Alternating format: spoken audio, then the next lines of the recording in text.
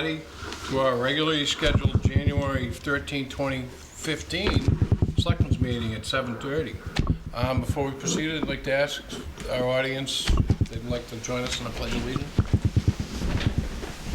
Pledge allegiance to the flag of the United States of America and to the republic for which it stands, one nation, under God, indivisible, with liberty and justice for all. Thank you, everybody. I'd like to remind everybody that we're being recorded today by our new Carver Halifax Consortium. Access Corp. We're no longer with the original Halifax, with the original Comcast studio. We're now in a whole new building, a whole new setup, a whole new set of rules. That's why you see these wonderful mics here. Now you can actually hear us. I wonder if you can hear me. Yeah, and we'll still have the same quality shows that we've had before. Yes. So, and we're also being covered by our Mike from our Plimpton Halifax Express paper also. So watch what you're saying, and there's hidden microphones back there too. So no, I don't think there is, but anyways. Before we go any further, does anybody like to add anything to the agenda? Any meetings they might have attended? Any public statements they'd like to make? Just Happy New Year, everyone. I hope everybody made it through safe and sound. No? Just that I know when the chief, as in the police chief, will be talking with you about the possible full-time appointments or the other matters that you should be discussing with him after that. Yes. Okie dokie. So, all right, Troy, I guess, would you mind doing the statements? Yes, have everyone had an opportunity to read the minutes dating from July 8th through November 10th? Yes. Oh, yeah. Any changes or modifications? Then I will move those as typed. Second. Any further discussion? All those in favor? Aye. I would like to move to affirm to approve the following payroll warrant number 47 for $339,592.11. Vendor warrant number 48 for $27,472.12. Withholding warrant number 49 for $125,687.82. Vendor warrant number 50 for $188,946.27. Payroll warrant number 51 for $342,970.81. Vendor warrant number 52 for $134,840.76. Withholding warrant number 53 for $117,515.66. Vendor warrant number 54 for $60,139.18. School warrant number 55 for $295,989.31. The ambulance commitment 11C, $14,168.44. Ambulance commitment number 12A for $14,906.44. Selectmen's bill to Express newspaper, $35. And Selectmen's to Ellis Auto Body Service, $541.56. And Selectmen's bill to Carver Halifax Community Access Media for $100,000. No change. Second. And that completes that. For 100K.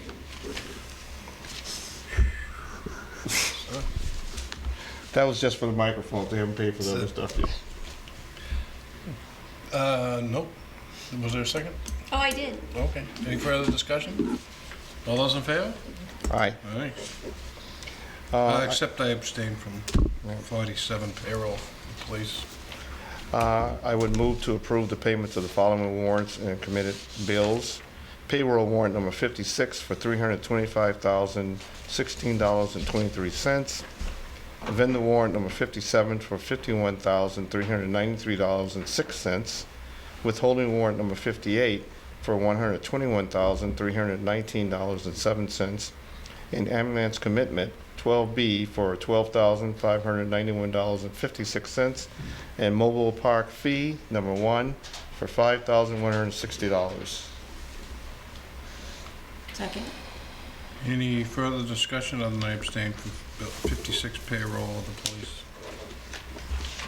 All those in favor? Aye. Okay.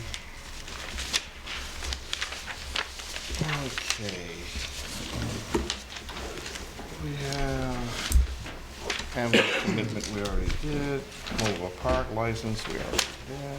You got the selectmen's payroll? No, right now, scheduled bill payments. Selectmen's expense account. $68.30. And that was for Charlie, town administrator, managers meetings, Hanson, Carver, Water, Plymouth, mileage. Recruitment employment, $1,182. Beth Israel Deaconess, Plymouth, occupational health, Resnick Road. From the law account, attorneys Lawrence Mayo and Espine in August, total of $4,077.50. Youth and Rec concession stand expenditures, $25.71 for National Grid. Town Hall electricity, $1,154.81. That completes the latest bills. I'll second those. Any further discussion? All those in favor? Aye. Further, I would like to acknowledge the following Selectmen office payroll for Selectmen's weekend ending 12/13/14, $6,185.84. Week ending 12/27/14, $6,185.84. And Selectmen's payroll week ending 1/10/15, $6,435.84.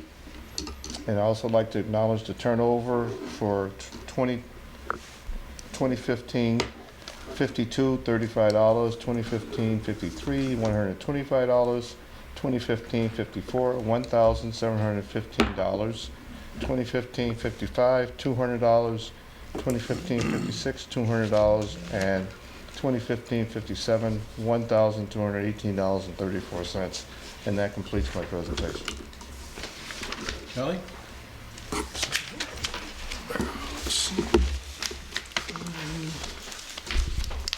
Stuff that I hadn't written up my notes, but are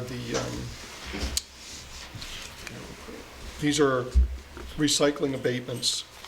Back several weeks ago, and I'll take them in two pieces, the board had denied abatements for fiscal 15 for bills 1969, 2580, and 1885. These were residents who were using ABC disposal for their trash pickup, and there was not sufficient evidence at the time that these individuals were participating in the recycling program. I had contacted ABC Disposal about the possibility of getting more information from them, since obviously we were in a situation that the residents felt that they deserved the abatement, but we didn't have enough information to provide it to show they were in a recycling program. So what ABC Disposal has done is sent letters, one per abatement request. Reading that this serves as confirmation that ABC Disposal Service provides, offers trash and recycling services to all our Halifax customers. Currently, we offer either a 65-gallon or 95-gallon cart for trash. We'll collect all single-stream recycling in clear plastic bags at no extra charge. Attached is a list of items we currently allow to be recycled as single-stream materials. The resident below is an active customer of ABC Disposal Service and is listed as an account that participates in our recycling program. And they list the person's name, their address, and their own account number with ABC. I didn't know whether the board would feel that that letter was sufficient to indicate that those three residents do participate in the ABC Disposal's recycling program, and whether that information is sufficient to, in fact, grant abatements for those three. I think that's as much information that I needed. I think I was the one that pushed the issue in the beginning, was that we needed something that was, you know, definitive, that in fact they were doing the recycling. If that letter in fact states that they're definitively doing recycling and they're picking up the curb service for them, then I have no problem with moving that we reverse our decision made on, what day did we make that? December 9th. Yeah. In the night. I'll say. It says it's, and is listed as an account that participates in our recycling program. Yeah. So it's listed as participating, so is the, Which they didn't state that before. Right. That they refused to say. did they say, I mean, is the recycling, what they say here is sufficient to meet the state's requirements? Yeah, I mean, the state said Clear. simply, it comes down to that you're supposed to separate your recyclables from your normal household waste. Okay. And no more, no less than we do our own program. So I second Troy's motion to waive the recycling fee on those three customers. And they are They are bill number 2580. 2580, bill number 1885, and bill number 1969. And also, Charlie noted that the first one has been paid.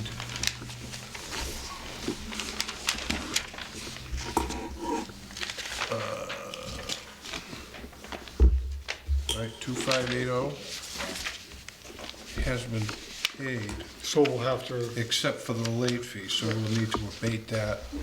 and we're abating, if the board approves the abatements, we're abating any late fees that we're charging these individuals, and we would be refunding anything that the individuals have already paid, whether it's the, whether or not the late fee was paid or not. If it was, obviously, we're abating that too. So as long as everybody understands that. Totally. Aye. So was that a motion and a second? Any further discussion? All those in favor? Aye. Aye. Totally separate case that came in today. This was for fiscal 14, not this year's, but for last year. I can't believe you're starting with abatements, but okay, go ahead, Charlie. Well, they're on, Yeah, I'm kind of, They're usually on the the top of the AM's realm. well, they were on the top of the pile here of the green folder, so, And this is an add to the agenda? yes, this came in fairly late today. You had your opportunity to add to the agenda and I you, know that. so is that a slap on the wrist? No, I don't mind that. No, is that a slap on the wrist? Go ahead, Charlie. Bill number 723, this is for fiscal 14. My house was rented to tenants from 2012 to 2014. They were to pay to they were to pay recycling to use the service. 2012 was paid. There was no mention made of non-payment. All bills sent to Fuller Street, sorry, but that's what the narrative says, in my name. I never saw them. No one used the service in 2013, even though, mind you, when I talked to the individual, she indicated that the tenants were there. And I never had, and it was never abated, never alerted or concerned. They used another service, but I don't know who, and they have moved. I cannot find out who it was. I will pay the 2015, which this person did pay earlier today. Do not want to pay for their non-paid bills, which are simply the 14. Fiscal 13 was paid, fiscal 14 wasn't paid, fiscal 15 now has been paid. No Okay. one, Okay. sorry, no one told me that this service was mandatory or that the service needed to be paid for if it was being used. Please understand, I have every intention of paying 2015 for my own use as she's moving back in to the home. I would like to pay 2015 and going forward can cover this cost, but do not want to be held responsible for this service as I was not living there and had no idea of the policy nor ever received any bills from the town or from the PO or from my tenants. Now, the bills were sent to the owner's address at the property. There's a problem that I see, is one, she says she didn't know that was noted. Then at first she starts off saying the tenants that were supposed to pay it. So if she knew they were supposed to pay it, then she was aware of it. Well, and it doesn't matter. I make a motion that we do not grant the abatement. Second. I mean, ultimately, they're receiving rents, Yeah, well, that's what I mean. so, I mean, it's like the water bill. I mean, you pay the landlord usually pays certain bills, and if she's not aware of it, how do you not be aware of it? She says that the bills were sent to the property and neither the post office didn't forward them. She said she had given the post office a forwarding address. The tenants never notified her. So I'm not excusing anything. This is what my conversation with her, that's what she said. No, I mean, I can sympathize, but, you know, there's no rules for that, so I'd have to call a vote. All those in favor? Aye. Aye? It's 3. And you set with that? Yes? Yeah, we're not, Okay. that's a not. No, I understand, it was a denial, right? Right. The town clerk had given me this campaign finance report.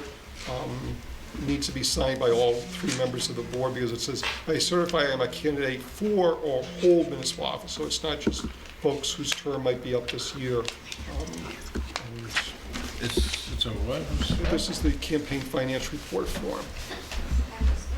Sandra, you either spent money, you think about spending money, or you didn't do anything last year. Right. And this is for who? From all 3 of you. Oh, instead of us doing it individually? She says at least for this piece of paper, all 3 of you are to sign that. Because usually we do them individually. Well, I would think Signed you, mine I think already, you may yeah. have to do an individual report, but if the board wants to hold off and talk to her about it, I'd be happy to relay any questions.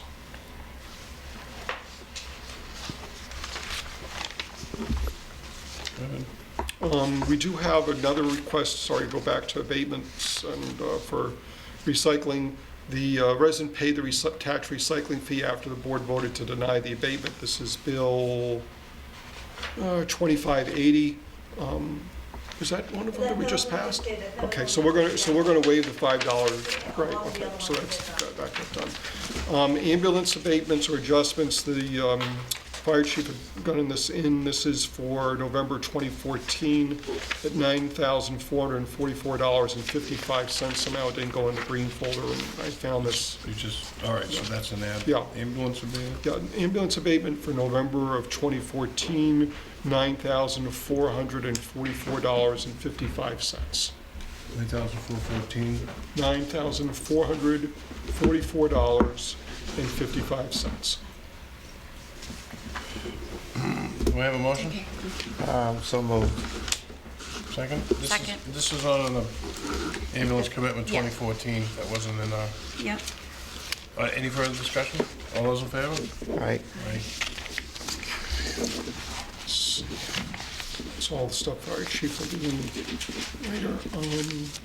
Back on your We'll notes. finally get to the notes, right? Okay, Chapter 90. With the change in administration, Governor Baker has indicated he's going to release the $100 million that of Chapter 90 funding that Governor Patrick did not, so that moves our amount for the year we're in from 270,938 to 406,407. However, we're going to still need to go to town meeting at the special in May to, in fact, appropriate the additional 136,000 or so. And this is separate from any fiscal 16 allocation. I've notified the highway department and the town accountant of this. There's no action to take other than putting into the special town meeting folder, which I've done. You have a letter from the beautification committee. They're asking for permission to develop the town hall lawn area right here in front of the town hall. Development involves a spring tulip garden, a summer garden of annuals, and a fall garden of mums using flower containers, somewhat varied and attractively arranged. They're going to be coming in to meet with you all to discuss the proposal, and if the board sees fit to obtain permission from you for this planting Is project. that little spot that they have out? I think the pots are The part pots are of sitting the, right there? yeah, I don't think they're planting right by the flagpole No, I think they're necessarily. waiting for soil and stuff to Right, be brought yes. in. So what was that little excavation project? The tree that was, Well, the excavation was just a removal of the entire vegetation that had been there. I think they're gonna replace it with what they're describing here. wasn't there a tree? Yeah, there are several trees there. Was there anything wrong with the trees? Well, They some of were the trees dying. were designed, Some of Were them yeah. those Yes. trees there Yeah. were dying? The ones right out here, several of them were, Yeah, they were rotted at the core. So we've already started the project. they already had worked with the highway department and gotten that removed. What they're coming in now is a plan for revegetating, let's say, that area.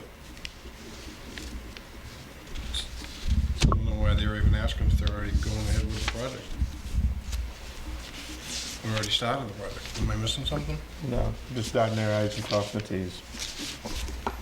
They'll be coming in a couple weeks to meet with the board about this. Winnetoxet Children's Place has had a dog problem with a Plimpton dog. They've written to the Plimpton Board of Selectmen about this. The dog's bothering the children who are there, parents, the employees and such.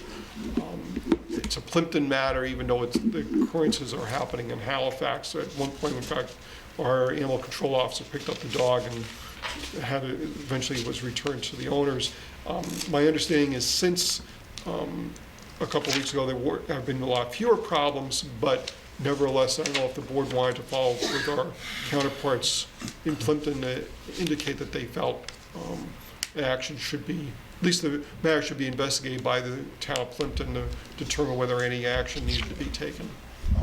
We don't know whether or not the Plimpton actually sent a letter to the owner of the dog to keep it leashed or anything of that nature. Not yet, because the letter by Winnetoxet was sent on January 6th, so just last week. So we don't know what, if anything's Plimpton done, has I done would so like to far. propose to the board that we send a letter to the Plimpton Board of Selectmen or dog officer, whoever it should go to, asking them whether or not there has been a follow-up with the dog running loose and Can I off catch leash. up? Can I catch up to exactly what was being said here? Winnetoxet is a daycare in this town. Yeah, it's on the Yes. border And of there's a Plimpton resident- and Halifax. There's a resident in Plimpton that His is dog close has to been this. across the border, A dog that comes over the, over the border, Without a passport. without a green card. I think the chief could probably explain it. Yeah, apparently this has been an ongoing issue for quite some time now. The dog lives first house over the line in Plimpton and crosses over to where the kids are.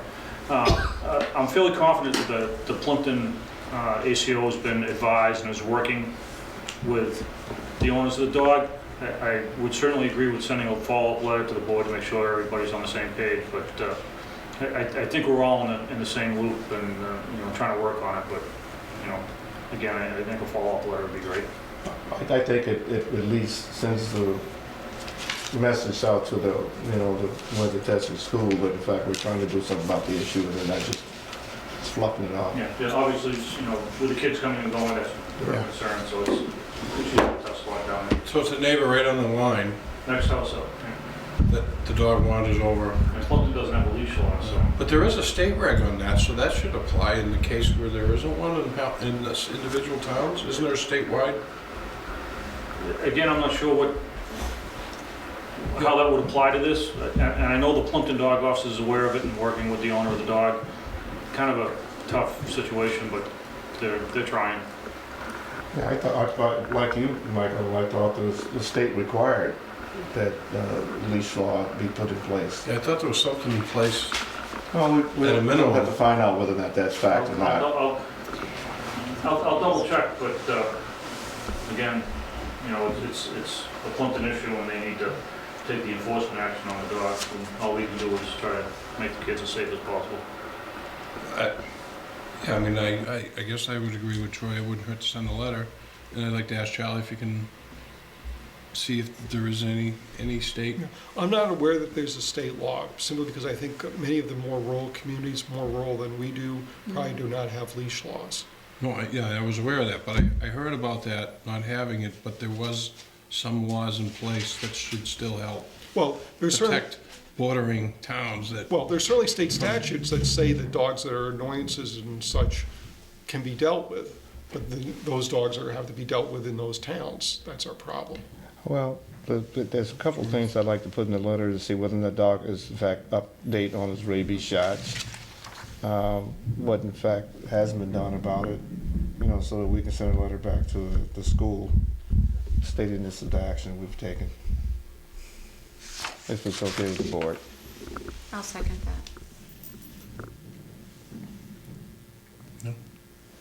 Any further discussion? All those in favor? Aye. We had our annual letter from Plymouth County indicating whether we were interested in participating in their gasoline and diesel fuel bids. Our highway department handles that every 3 years. They've done that very successfully, so we're just going to take a pass on this again. Recycling grant. We have a grant for a new roll-off for bulky rigid plastics. This is a 40-yard open top roll-off for $5,500, and then an additional $1,000 for education funds, namely they'll be getting the recycling brochure printed and sent out to households in town. So a total grant of $6,500. If the board wishes to approve this, then we have 2 copies. The board would approve this and the chair would sign it. I have a couple of questions. This is to purchase the roll-off container? Yes. So there's no cost for the town directly? I haven't seen I mean, any. it's a recycling grant, so it must come out of some monies, Well, it comes out of state funds. right, which comes out of us in the bit deeper pockets. And there's a need for it down there, so they've applied for this grant and they were Yes. accepted for $6,500. That pays for the, so that means who hauls these containers out of there? It's part of our recycling. So is it, it's not replacing one, it's adding one? I can ask. I don't know whether it's replacing one. I don't think they have one down there as of yet. I go down there every weekend and I haven't seen one. The cardboard and the plastic is set on the one side inside the building, so I don't know if there's a particular roll-off for that or not. I think they have, I know they have for metals and. Yeah, for and, metal, and gas can stuff. But I haven't seen one. That doesn't say it's not there. I don't have a problem, I'm just kind of curious when, Well, I'll find out whether it's a replacement or not. again, if somebody wouldn't want to make that motion, you can still find out for us, I would move that. if you're still comfortable moving. Oh, I feel comfortable accepting yeah. the grant. And you're right, it does come out of our pocket, but at least we get something back from the state. It works that way too. I would move that we allow the chair to sign the grant for $6,500 for a roll-off container and educational materials. Second. Any further discussion? All those in favor? Aye. Next item, even though it's a little bit before 8, but the police chief is here. We've been talking at various times about signing an agreement with Lakeville to use their shelter. This is when we have situations that we have dogs that need to be quarantined, but their usual home is not available, or we have a stray dog that we're not aware of the owner, but still needs to be quarantined. The agreement had been reviewed by the police chief and town council. There are some concerns in that the dogs that are sent there still in essence are our dogs. We hold all responsibility for those dogs if they, or we're liable for any damages caused by the dogs at that facility. My last back and forth with the police chief indicated he was comfortable enough with getting this signed. We have alternatives if this doesn't work out. I think you mentioned another kennel. Yeah, we've always had the Shattenberg kennel at our disposal. Is that Bridgewater? Excuse me? Bridgewater? Plumpton. Clinton. Right. This offers us another alternative if we need it. My comment was that if the board and town council and Charlie felt comfortable with the wording of the contract, that'd be fine with me. Again, it gives us a second alternative in case we need another shelter. That, you know, they offer some facilities that other ones don't. It's rare that we need it typically, but it does give us a second option. So this doesn't happen often, this is just a rarity, generally? Yeah, we had to use it a few months ago. It was the first time that I can remember we had to place a dog There was a very aggressive dog that bit somebody. We don't have the facilities to keep it for any length of time. They were the only ones that were willing to take it, you know, being such an aggressive dog. So it was a last minute, kind of had to thing then. So, you know, again, this doesn't happen often at all, but it does offer us the ability to have a placement in case we need it in the future. Because typically our long-term shelter, well, anything over a couple of days, it would automatically go to Shattenburg. And the reason why this particular dog could not go to Shattenburg is because he was so aggressive. Shattenburg will take grumpy dogs. But this They're was, good, but this one was kind of over the top. Yeah. So. And we have the abilities to hold the dog for a number of days in town, but you know, there's financial offsets in both directions. so you feel comfortable with the agreement? Yeah, again, I'm not the lawyer. If town council is okay with it, then who am I to disagree? So and again, it offers us another opportunity or another option, I should say. And several other towns have signed a similar agreement with. I think there's 5 or 6 other municipalities that have signed the same contract that use it routinely, so I think it'll be okay. How long is the agreement for? It's indefinite. Yeah, I think it's a, Definitely. yeah. Open-ended. So, I mean, if you're comfortable, an attorney's comfortable now, I mean, Other we'd than, always like a few say-sos. right, but I mean, what the council had indicated was, at the very least, the board and the town should be aware that we still hold all liability for that dog. Right. If that dog bites somebody in Lakeville, we're responsible, as an example. If the dog damages the facility, we're responsible. Well, we're not transferring the dog and the responsibilities to the location and just housing it there for temporary on our behalf. And I understand that. But it's hard to take liability for something you have no control over. Yeah, but you know. And you try to address some of those controls. Well, Lakeville has indicated that they're not interested in making any changes since this has been the language that they've used Right. among the other communities. So, I mean, you know, if we ran into this situation again, we'd have to find another option, and it'd be better. I would rather have this option available to us, even with the liability, than not to have the option. Well, we still had the option even though we didn't sign the agreement. Well, I think they did that as a favor. That was a last minute, please help, because we have no options. I mean, it was So it's the last resort pretty much. to go down there, and to have the agreement is beneficial, even though if the dog there bites somebody there, which we have no control of, they should Well, have. and that was the only question I had, and that's why I referred to town council, so. Yeah. I mean, I would think they'd have some. Well, I don't think they're going to be interested in having the dog bite somebody, but again, Right. they're, you know, it's our dog, and they're saying if you want to use our facility, those are the conditions to do so. We understand that you might not like those conditions, then by all means, find another facility that will provide you with, meet your concerns. And we're not obligated to bring a dog there, so this contract doesn't sort of force us into using them. We are, you know, if we came up with another alternative, or, you know, we didn't need to use that facility, we don't have to. So it's just basically it's a letting no- them know that we're But- willing but to. It's a no-cost option right now. But the one thing it does for us, though, if we do have an emergency in the middle of the night on a Sunday night where you can't reach the office and place else, if there's a contract, the person manning the facility has to accept the dog from us if we have a contract with them. Otherwise, they can say no, and we're stuck because they're doing us a favor.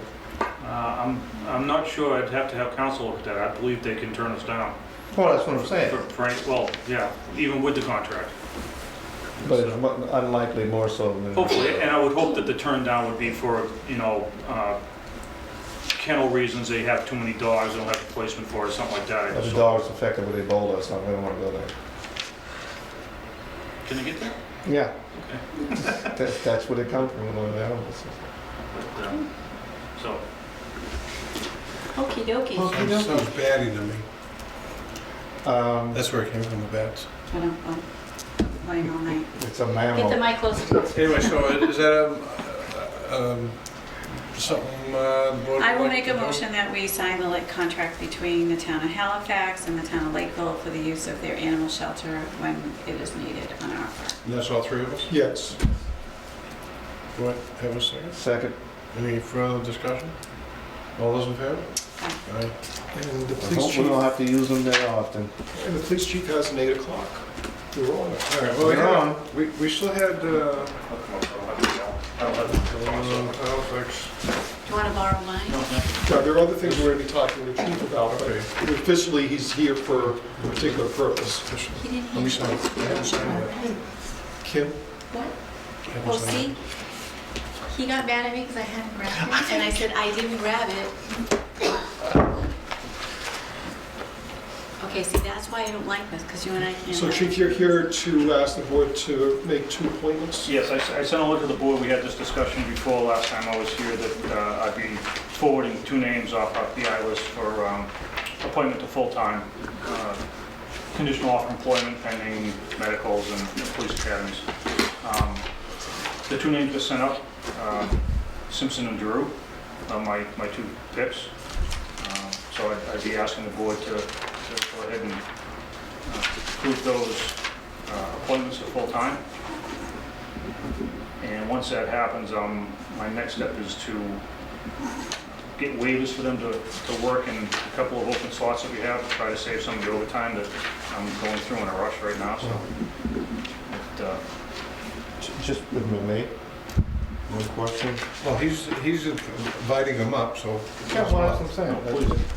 Just, how long have we been observing these individuals, just so the public knows? that we- Actually, they've been in training for almost 4 months now. So they're both, they're PIs, appointed PIs, so they're ready to work for us anyhow. They've been training for the last 4 months for a couple of different reasons, but one, so that when they're done with the training now, pretty much in the next few days, they'll be available for some of these open shifts. So they're ready to go, they're ready to go to work for us. And unfortunately, just by happenstance, we have 2 open slots. So they're probably both gonna go into those open slots to alleviate some of the overtime costs for the next 6 weeks or so, 7 weeks until they go to the next academy, which is in March. Thanks. So they're both local people. They I just felt that the public needed to know that we weren't just having fun, that they had been with it. I know we've been there for at least 4 to 5 months Yeah, now no, at this point. they've rotated through every shift. All the sergeants and all the patrolmen have had a good look at them. No complaints. They've both worked out really well, so And, yeah, and I I'm think, pleased with their commitment and their work. Thank you. I think we were fortunate that we had 2 PI candidates that had already gone through the academy, who were already trained even before you started training them. That was such a Yeah. benefit for our community. Saved a lot of time. Yep, and I hear them on the radio, I see them around, they're really dedicated, they're definitely pulling over plenty of vehicles, getting lots of training in, and so, I think we talked about this at the last meeting, I appreciate the way that you've been handling the hiring of full-times by creating the pool of PIs. It's a way for us to not just simply hire from a list, but to hire from, Known list, enemies. known people who, you've sort of watched train, and, I'm really excited for them. I know we met them both, and we were pretty impressed by them, and I think that as they're entering the academy, we have Joe Cushman graduating. He'll be training for another short period of time, and then you'll have at least one of those shifts filled. Go So right into his slot and work his shift, yeah. I know that your budget, you have been having to fill a lot of the shifts with overtime, so, we appreciate the way that you've been managing your budget and trying to keep things on target, so, Hopefully it works out. yeah. Okay, so, and this is, and the biggest point, or not the biggest point, but one of the advantages of this too is moving with the 2 of them, is that this actually fills the last open slot that we have. It gets us the 11th man on the road that we've been trying to do for a long time, so it's a big step for us. Huge. I think we had it for about 20 minutes. Maybe. 15, maybe. So that's where I'm at. Exciting. Ask the board to sign or approve the appointment, those 2 officers. When you say emergency Do you have to go through civil service to be able to have them on the road, on their own shift? Full-time. So Full-time. once they get their appointment, if they get their appointment tonight, which I'm confident they will, they'll get their full-time appointment signed with the board through civil service. My next step is to get a waiver from civil service to allow them to work full-time without having a full-time police academy. What that waiver does is allows them to work until the wording is the next available academy. It's not an indefinite period, they have to go to the next available academy. They're scheduled to start in March if everything goes according to plan. So all that is in place and ready to go. When's the academy, March? March, First, what is it? at the end. No, Is it's it? not Oh, the I thought first, it was it's around the I thought 26th, it I was the thought. beginning. Is it? Okay. I think it's. I know, we got an extra day in March, so it's important to know. Yeah. March. So it's March 1st or end, don't know. It starts in March. Tell you exactly, Okay. I think. Yeah. I'll make the motion because I'll do it. Yeah, no, everything that the board has stated, I'm in full agreement. And, so Ryan E. Simpson is number 1 on the list, Yes, sir. and Patrick R. DeRoe. Daru. Yeah. So I'll make the motion. Excuse me. Oh, okay. No, I mean, for you, Oh, for the pronunciation? Yeah. No, it's Daru. I just. Okay. Kim, just want to check on a couple of things. One, the civil service list's been called, these are the 2 top people on the list, we're not doing any bypasses or anything. That's correct. yeah, these are the original first 2 that came up in a row that also, and you also mentioned, and why you here, there's 2 others that are gonna go into the intermediate? Well, we have 2 off the current PI list that are scheduled for the part-time academy when that starts. And just to keep the ball rolling, I'll be back again in the next few weeks or months to apply for another list for part-timers. Because originally, the board, we had discussed and we wanted 4 PIs that would be, available to look at for the next, hopefully not the next round of hires, but for the next round of hires. So this is going to be an ongoing thing for a little while. So the next two PIs, number 3 and 4, they'll most likely go into the intermediate. Yeah, they're all slotted for that academy. They've done their medicals and their physicals and all that stuff. So that's something you've been working on. Yeah, they're all set, ready to go. Okay. And the order, sorry. I'm sorry. We haven't got any date on that academy. There is a tentative start date on the word is off the top of my head. It's the end of March, 1st of April, I think. Oh, is it that so? Yeah. And where the office sheriff's department, same place? Yeah. Gotcha. And the order that Kim read off is the order you want them appointed. Yes, Right, okay. Yeah, So Randy Simpson first no, and- first. that's correct. Yeah. So I'll do them individually. Okay. Okay. So I'll make a motion that we appoint Ryan E. Simpson as a full-time police officer for the town of Halifax with the following provisions: that he successfully passed the academy. He's already passed a PAT test, correct? So I don't need to make that part of the... I think they're good for that. There's a time limit on that, but I think they're well within the time on it, so. we should be Okay, good. so upon successful completion of the police academy. Second. Any further discussion? All those in favor? Aye. I will make a motion that we appoint Patrick R. DeRue to the full-time police officer for the town of Halifax with the provision that he successfully complete the police academy, the Plymouth County Police Academy. Second. Any further discussion? All those in favor? Aye. Aye. Thank you. And that's it on that matter. Right, well, there are a couple other things that I think are of interest to the board and the chief simultaneously. Sorry. Go ahead. Did everybody read Charlie's notes on the Halifax coin, gold coin Yes. shop? Is it something we want to do a meeting? Because I don't know if we should okay it again in a big discussion of it. Well, I'm Other than we have the chief here. I'm dismayed, maybe because I'm from, when I was a cop, if what occurred at that shop occurred, receiving property, Right. then I was a little disappointed it wasn't charged with receiving stolen property.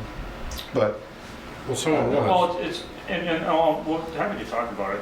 It's unfortunately very difficult because the standards for the pawn shop to take in property is a valid mass ID and that's it. So when he took it in under what he assumed to be valid circumstances, and it's almost no way to determine it. It would be kind of tough to go after him after the fact. It's still an open case, the theft of the items on it. It's still an open case and it's still being worked, and so it's not closed and gone away by any means. If I The remember pawn right- shop is kind of has some built-in Yeah, protections. but I remember right, though, did we in fact give a license for a pawn shop? No, there's no pawn shop licenses here in Halifax. He has a junk dealer or junk collector's license. So, So it doesn't apply. that's what I'm saying, it doesn't seem to apply to that. Well, it's a sticky one, but my first opinion is that I think we should have a hearing on it, because this is not the first time that we would be speaking to this individual by quite following the rules that we've established when we gave him the license. The second I heard about it, I wanted to have a hearing 4 weeks ago about it, because he has not been the most cooperative business owner that we have had. And I look forward to having him in front of us so that I can talk to him about the proper way that he should be running his business. Yeah, I tend to agree with the hearing issue. I don't want to call him a difficult person, Oh, you But- can, it's okay. but he tends to be a business owner that I have an officer assigned to him, to the business, to keep track of these things. And there's a lot of reminding him what he's supposed to be doing over again. So, it's not always the same thing. There's always a new issue that comes up. So I think a hearing would be appropriate to get some of these issues squared away. And I'll have to see the copy of the license when we put the points down, that he should adhere to all the bylaws pertaining to the town and under the auspice of the license he got. And I know that at least on 2 occasions he has not followed what was supposed to be done. And probably maybe more, but I'm just going by what I'm aware of now in this latest one. So my feeling is that if nothing else, just to clear the air, I think we need to have a hearing. Yeah, I mean, I'd hate to jump for a decision without hearing everybody's side. I think that's the fair process, as much as we hate to see this, and everybody knows it's not right. Awful. But I think as part of the process, everybody deserves to. Well, To hear it, everybody needs you know, a fair hearing. yeah, They definitely so- get a fair And hearing. if that's the way the board feels and the chief thinks that's a good idea, we can invite the chief. And who is the officer that's in charge of? Right now, Sergeant Sterling's doing the investigation. Okay. Officer McClellan, is it? McDonald. McDonald is the officer assigned to keep track of the issues of the pawn shop. So he might be another good person to have here. He has a good handle on what's happening and not happening, and should be and shouldn't be, so. So would there be, we try to have them available for our next meeting? I'm not sure that Sergeant Sterling's criminal case that he's working right now is going to be anywhere near cleared up by then, so he may have limited information, but Officer McDonald will certainly have the info that you're looking for what's going on down there. So we really, I mean, because it's not going case, one of the guidelines we have to go by to, what can we ask and what, Well, that's, You know, that's well, what information. Again, what's happening in the pawn shop itself has nothing to do with the ongoing case, so you can ask him and Officer McDonald almost anything you want. Sergeant Sterling, I'm sure would be happy to give you an overview of the case, the criminal case where the items came from originally, but details about it are going to be limited. Well, that's one of the reasons I was hesitating about even having a hearing, because I don't want to cause any problem that may cause legal No, ramifications I don't and go think to it'll court be an with issue it. at all. I think the things that the board is concerned about, not that they're not concerned about the criminal side, but the issues that the board's concerned about going on in that business can be dealt with. so what sparked this can be discussed, but not the actual Maybe not the details. details, but what has transpired as far as properties being turned over and bought or sold or... Absolutely. And how not following proper procedure leaves it open for more of this sort of behavior, so, yeah. So I will make a motion that we set a hearing for our next meeting on January 26th at whatever the appropriate time. 8:45. 8:45, yeah. That sound all right to you, Chief? Perfect. Second. Any further discussion on the meeting to be held? Do we got to publicize it? We were going to send him a letter by certified mail. Okay. We don't have to legal notice. That's all from McDonald's. No. Okay. So any further discussion? All those in favor? Aye. Aye. Is there anything else that you wanted the chief for other than I had I think there was one more, right? I had the elementary school windows. It was the security adoption policy for the dogs. I thought we did too. Well, we've talked about before, and I had realized, in fact, almost 2 years ago, the board had in fact established a policy for adoptions, so we're clear, Okay. Yeah, no, there's no need to do any more work. no, I had some discussion with Charlie about that, and we agreed it was still in force in effect, so we're good. I mean, if you wanted to talk to him, No, I don't mean that. which no are we talking about? No, it's already been done. We don't need to talk about it. Well, so Mike had mentioned the security film. Oh, that. Oh, I thought you meant the dog. And, I mean, I'm leaving that with the school committee at this point. You know, the chiefs were informed about the proposal from Mr. Bennett. No, but you had mentioned that the police chief and the fire chief hadn't any comments Yeah, on it, but I asked him before the meeting started if he had read that proposal from the school, and I wanted to get his input on what he stuff. So that's why I was asking that. Oh, fine with me. As long as it doesn't come out of your budget, right? No, well, I mean, the discussion is fine with me, that's what, okay. again, I read the proposal. It's one of those things that might be nice. It's effective to some extent. I think it's, that much money could be spent in other places to be more effective for other things. I think securing the windows, making them bullet resistant maybe, or break resistant, because you can always break a piece of glass, I don't care what you do to it. Is, again, would be nice, but I don't think in the elementary school it's should be a priority for security. I think there's other things that much money could be spent on and be more effective. I mean, is it being proposed because it's for security or for shading? for security.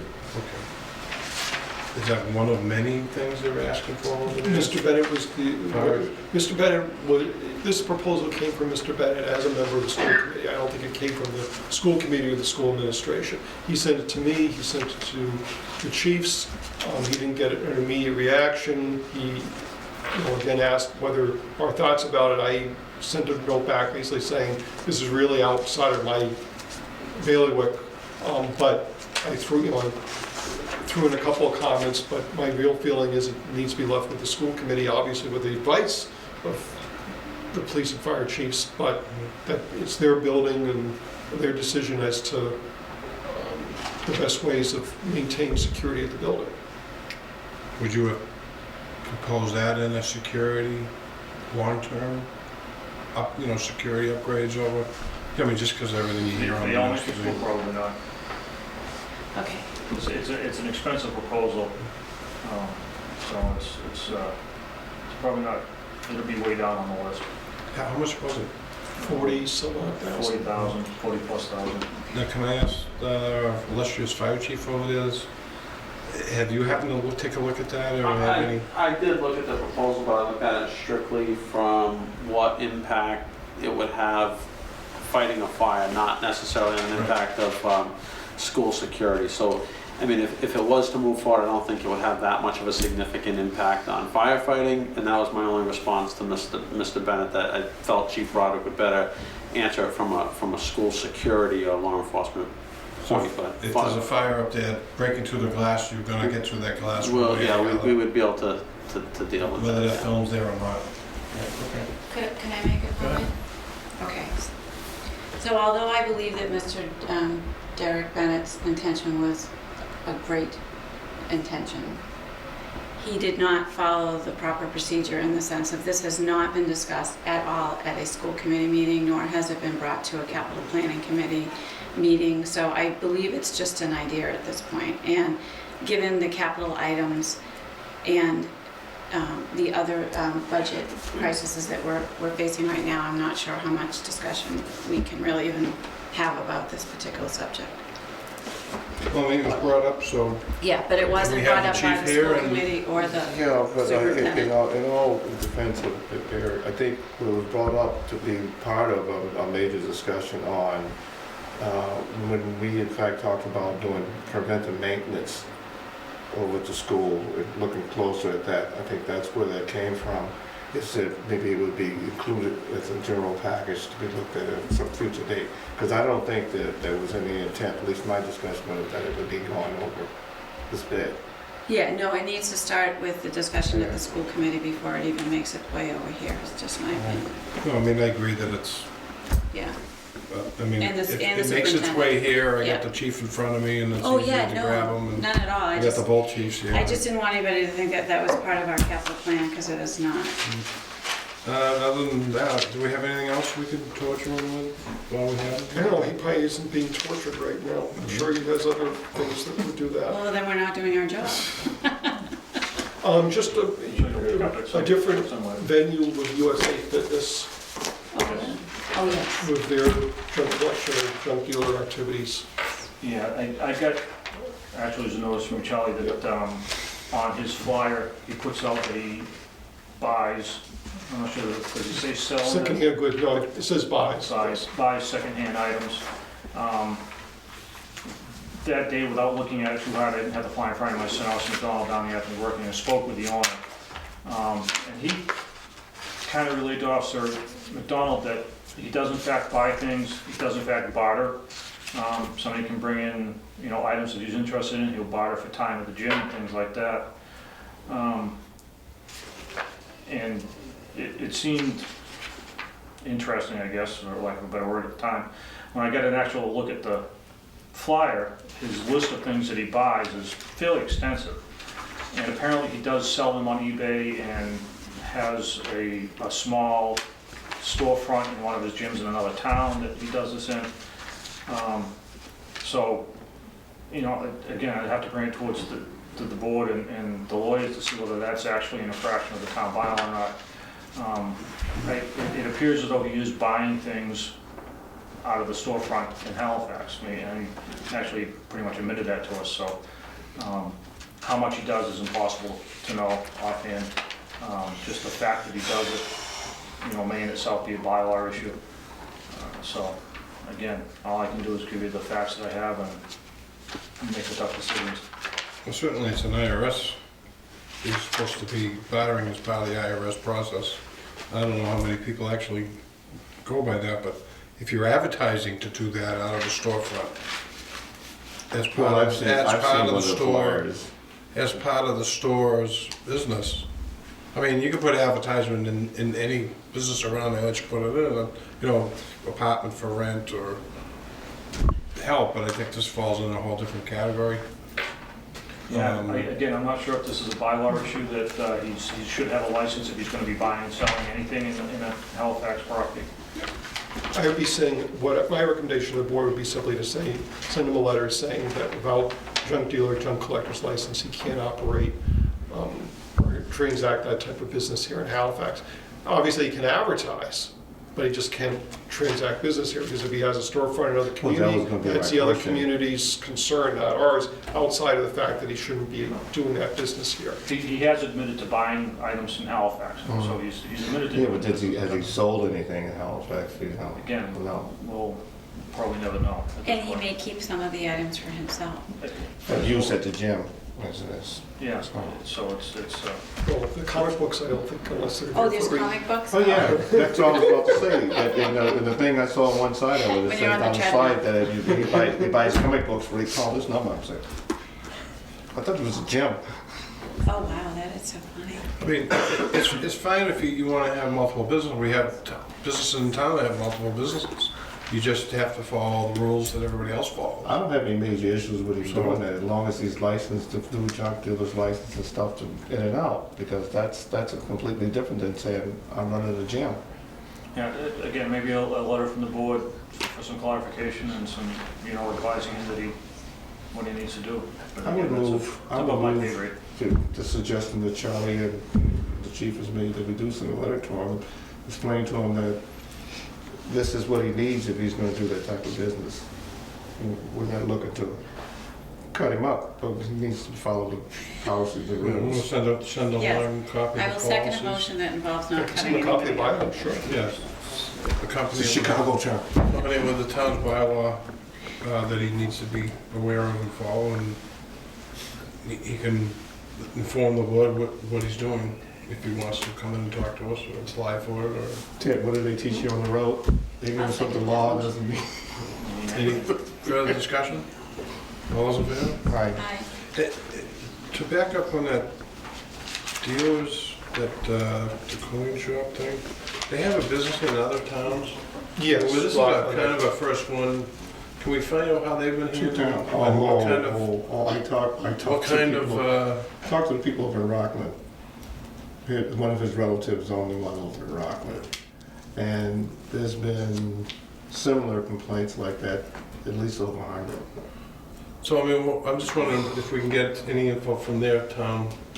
I'll work it on my Selectmen. end. I may talk to Ted about working it from his end also. To see exactly, Yeah, that's fine, just send me an email, I'll do some background. because, I mean, we're pro-business, but you have to follow rules, you know?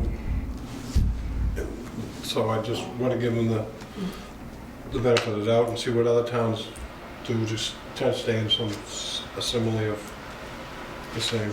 We're pro-lawful business. Yes, that's the word. That's what I'm All right. Anything else? As soon as you leave, we'll That's remember all? something. I believe that's what I have.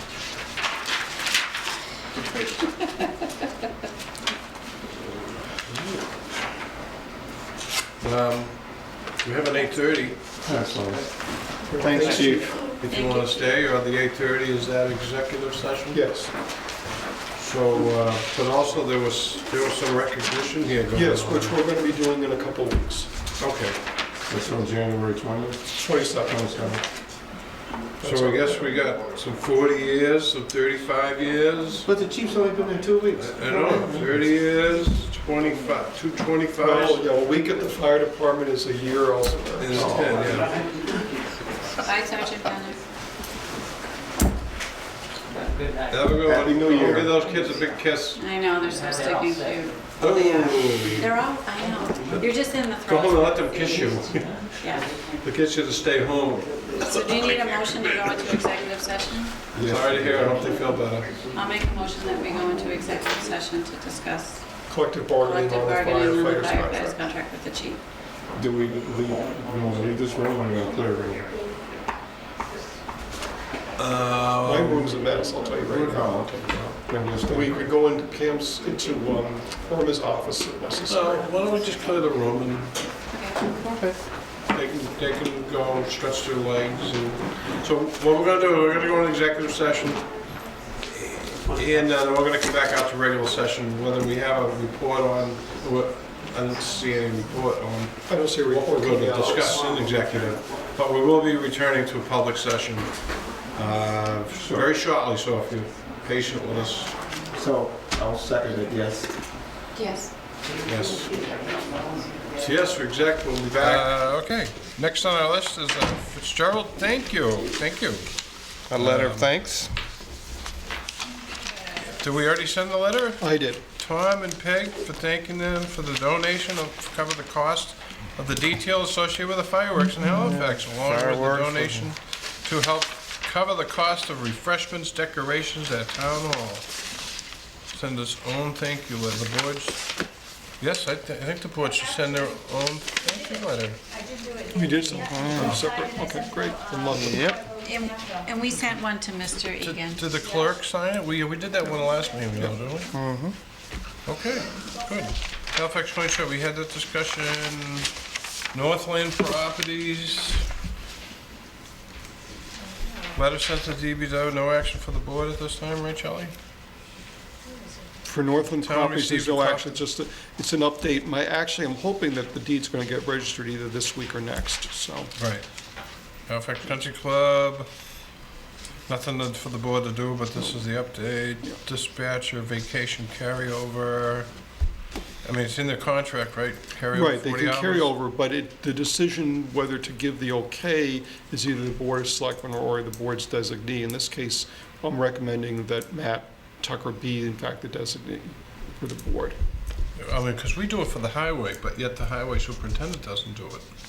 Right. I But think we should. I think the language is written differently in that contract. I think it doesn't, I think it specifies it's the Board of Selectmen. And then in the contract with the Comm Center union, it says the Board of Selectmen or its designee.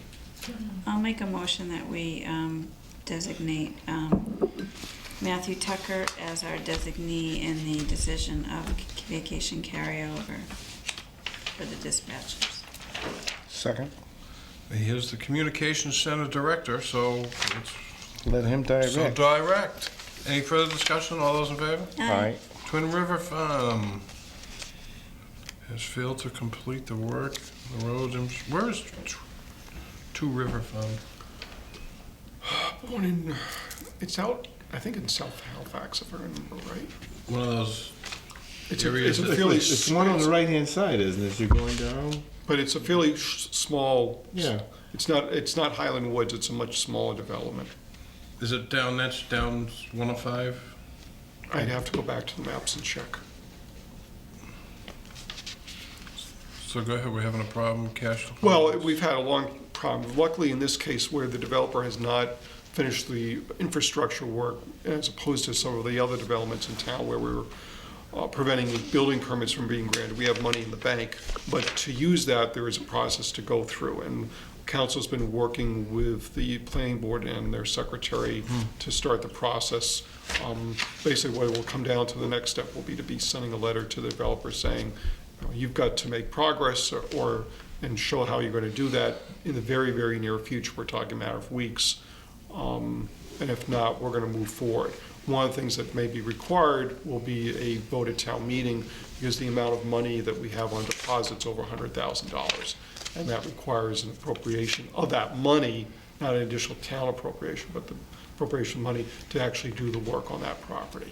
This predates our planning board taking it on of retaining a piece of property. I think they Whatever. dealt with, in fact, simply they dealt with this differently. It's been 10 years. I think it may be that it may post-date it in a sense of this may be a development that occurred later than the other ones where we have problems with, where they decided the best thing was to get the cash deposit. I think what happened was that the earlier ones, the contractor wasn't willing to put money up and wanted to put the land up instead of using it, and they accepted it at that point.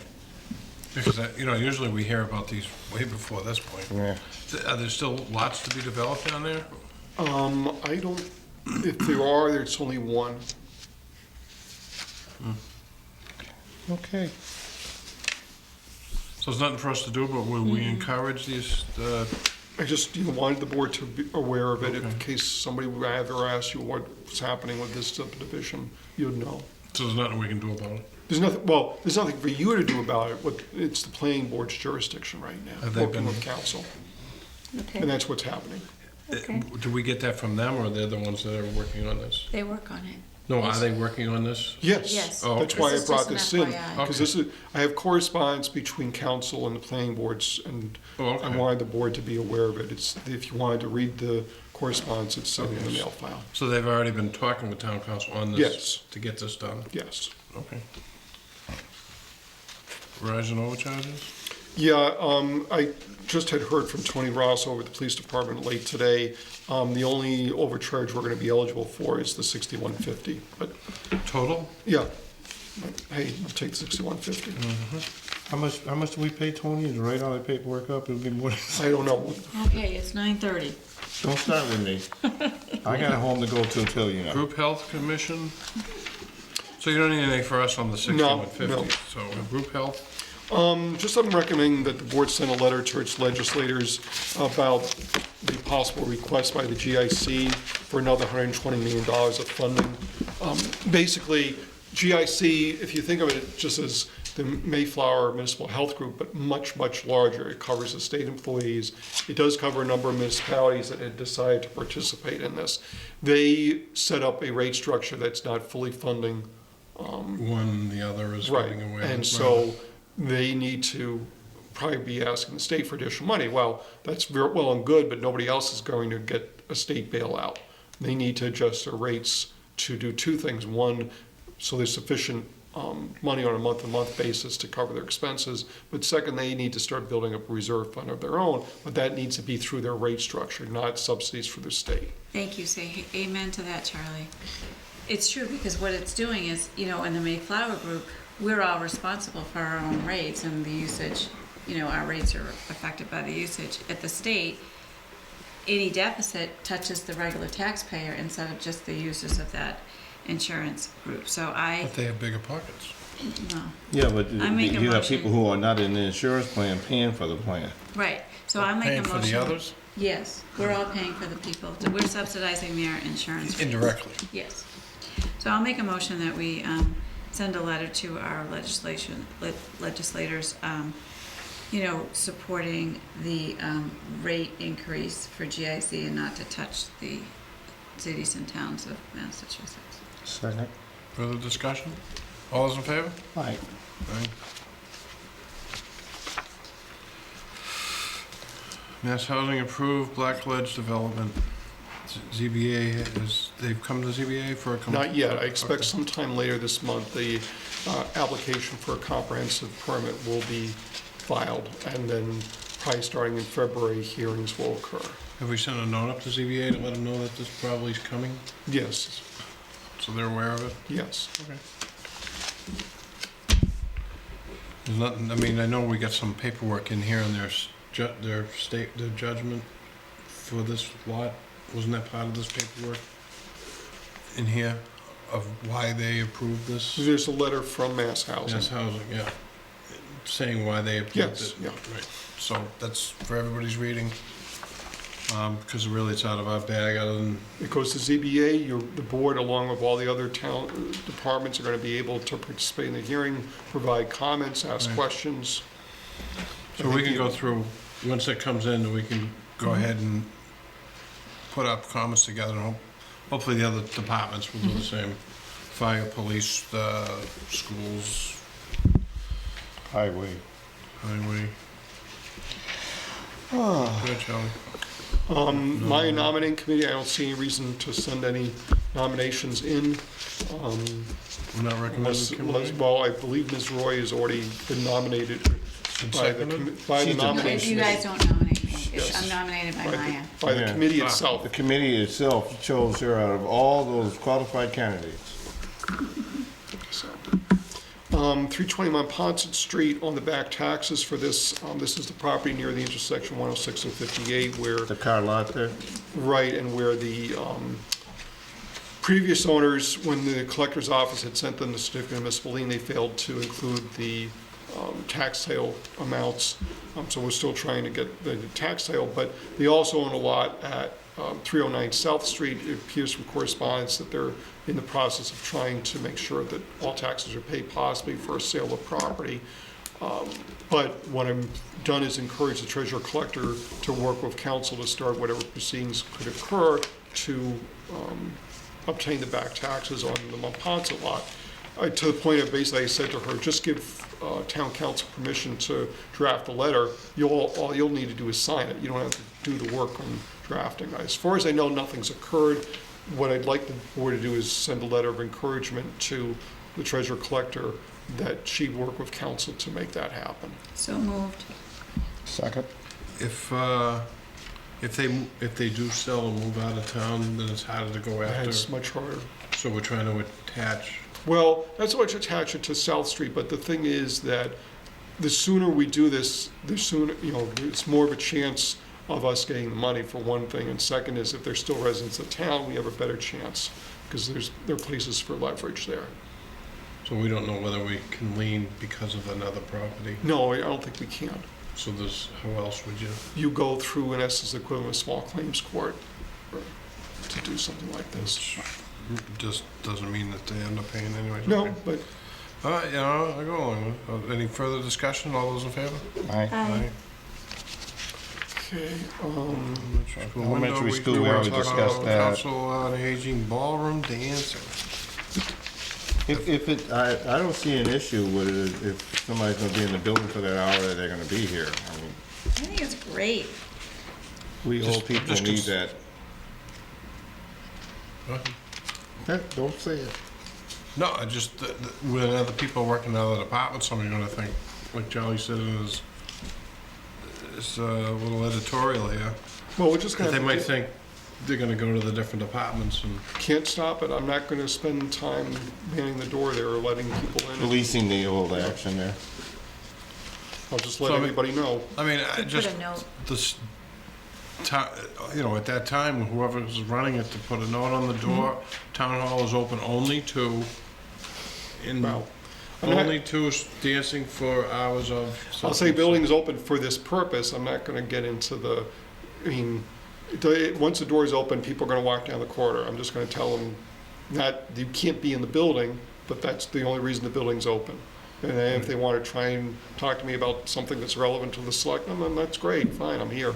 But I think they should post a note on the door every time they have. Oh, an absolutely, event. yes, yeah. So it's clear. It's Yeah. not a note that's gonna blend in with all the other notes we have on the doors. Almost like one of those boards you put up. I understand what you're saying, yeah. Is that something they could do? We'll- So that it stands out more than Well, just something. we'll get a very prominent sign in the lobby, is what my expectation is. Or just outside the door and they can just bring it in. Only because I understand. you guys, it's a good day for Friday for you guys to catch up in town hall without the interruptions. And I don't wanna worry that you're losing it because of this. That's all. Even, it's for an hour and everybody loves to chat and you know how loves Charlie loves to chat. That's my only suggestion. Other than that, I'm I'm not fine touching with that it. one. Can we relay that on to them that, Well, somebody's gonna get a sign up, yes. I'll be working with them on that. okay. So they're gonna do it. They just needed our okay. Well, yeah, I wanted the board to be notified, so if the board had any problems with Right. this because of the Friday, that you will, if you felt otherwise, then, No, I mean, you brought up some good issues, and I think that's the best way to address it. OPEB trust. right, there's no action needed. I believe I made copies of this for you. Basically, we have the OPEB trust in place now, but part of what we need to do is in fact have a trust agreement that basically outlines the structure of the trust, who's going to be the trustees, what powers and responsibilities they have. There's also the investments policy, which is to say what the trust can invest in. Normally, when we just were talking about the stabilization fund and other like trust funds, all we could do was cash, CDs, things like that. The OPEB is going to be a much larger list of possibilities, similar to the Plymouth County Retirement, where they can, for instance, invest in equities, as an example. Do we contribute this Yes. every year now? Yes. So we've So we've managed got to about- get money into it. Well, we've got about $90,000 of it. It's not a lot. So we've never really set up, and it's way far below where it should be. But we've never set up like a chart where we should do this every year and Well, if we ever, we could. a schedule. We could, I mean, one can be done, but at this point, it'd be entirely impractical to meet that chart. Unless the town's willing to put in, let's say, $1 million a year into the fund, we're not going to be meeting our obligations anytime soon. And So I every don't- year, we're just winging whatever we we're get falling lined behind up. every single year right So now. So every is year every we'll- other town in Yeah, the Commonwealth. Yeah, well, I mean, we're just winging amounts that we happen to have that we feel are comfortable enough to put into it. Yep. But it's not even coming close to Nope, the and- realities of it. And some towns aren't even doing that. So No, we're I doing- got yeah. that. Are there more towns now doing it I don't now know than what they, the, because I remember before there was like 1 in 50? I don't know what the counts are right now. But I mean, that's still not a, It's still not something, just because they're not doing We're it. millions away from what. Yeah, I don't know whether. what other towns, but I know that 3 years ago when this discussion was, we were far and few between. Yeah. Yeah, there were far fewer towns Yeah. participating. So I'm wondering how we're doing now. I don't know. I'd have to find out. No. Oh, go ahead. 29 Well, Elm Street, Right, mixed so- use.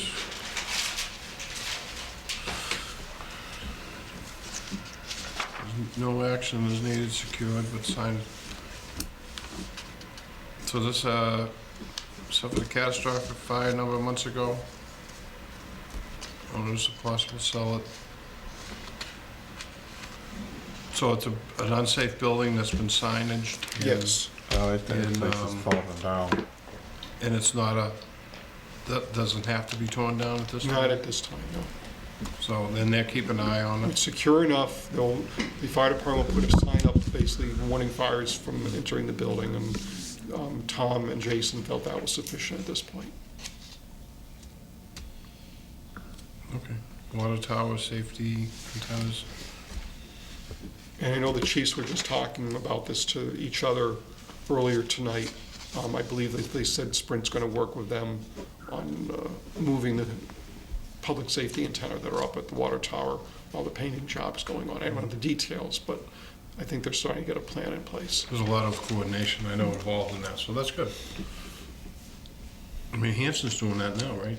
Or they will be this spring, I think so. when their tank, and we're gonna try to follow after them.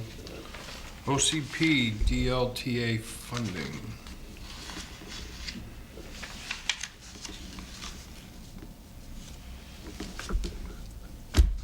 Funding round coming up. Great idea, Charlie. Got a deadline of the 30th? Right, I'll be talking with the board, obviously, on the 27th. Okay. But I presented two ideas to OCPC. One is, while we're going to do this, we did the EDSAT, the Economic Development Survey work, and we're doing a presentation on February 3rd. We're going through another funding round here, and what I was suggesting to OCPC is, if we, in terms of economic development, that I was thinking marketing, but then we could branch out to a series of workshops for the businesses in town.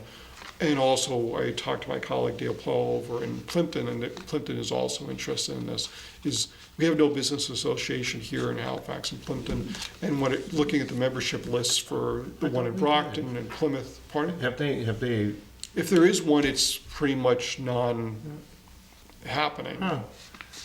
I thought we did have. Well, we because- did have one. Because they were, so they disbanded it? Because I Chamber know of they were, Commerce, they were, Chamber of Commerce do that? during Christmas and stuff, they were having a group and a table up there for Business the Association, Business was Rockland Association. Trust? Yeah, Yeah. I thought Well, that still existed. I'm not Because I aware- was about to suggest we need to send a letter to them and ask them if they got some thoughts, towards that, but, well, if I'm wrong, I'm wrong. Well, they may be happening, but as far as I know, I don't know the last time they ever had a meeting or anything like that, so. That's true. What I'm suggesting is that because our businesses are not members of the various chambers of commerce, they may not have the same access to workshops, presentations, information and such. Bring that in here. Have a series of workshops here in Halifax and Plimpton on topics of interest for those businesses. Not necessarily on a permanent basis, but at least during this coming year.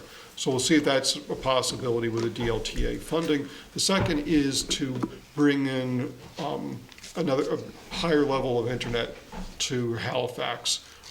The town of Lever, which is out in western Massachusetts, north of Amherst, is putting together its own system. They right now have no broadband in town, they just have DSL. I understand obviously Comcast is here with internet, but what I've been reading and everything is, for many people in Halifax, either they feel the service is too expensive or they don't feel the service is adequate.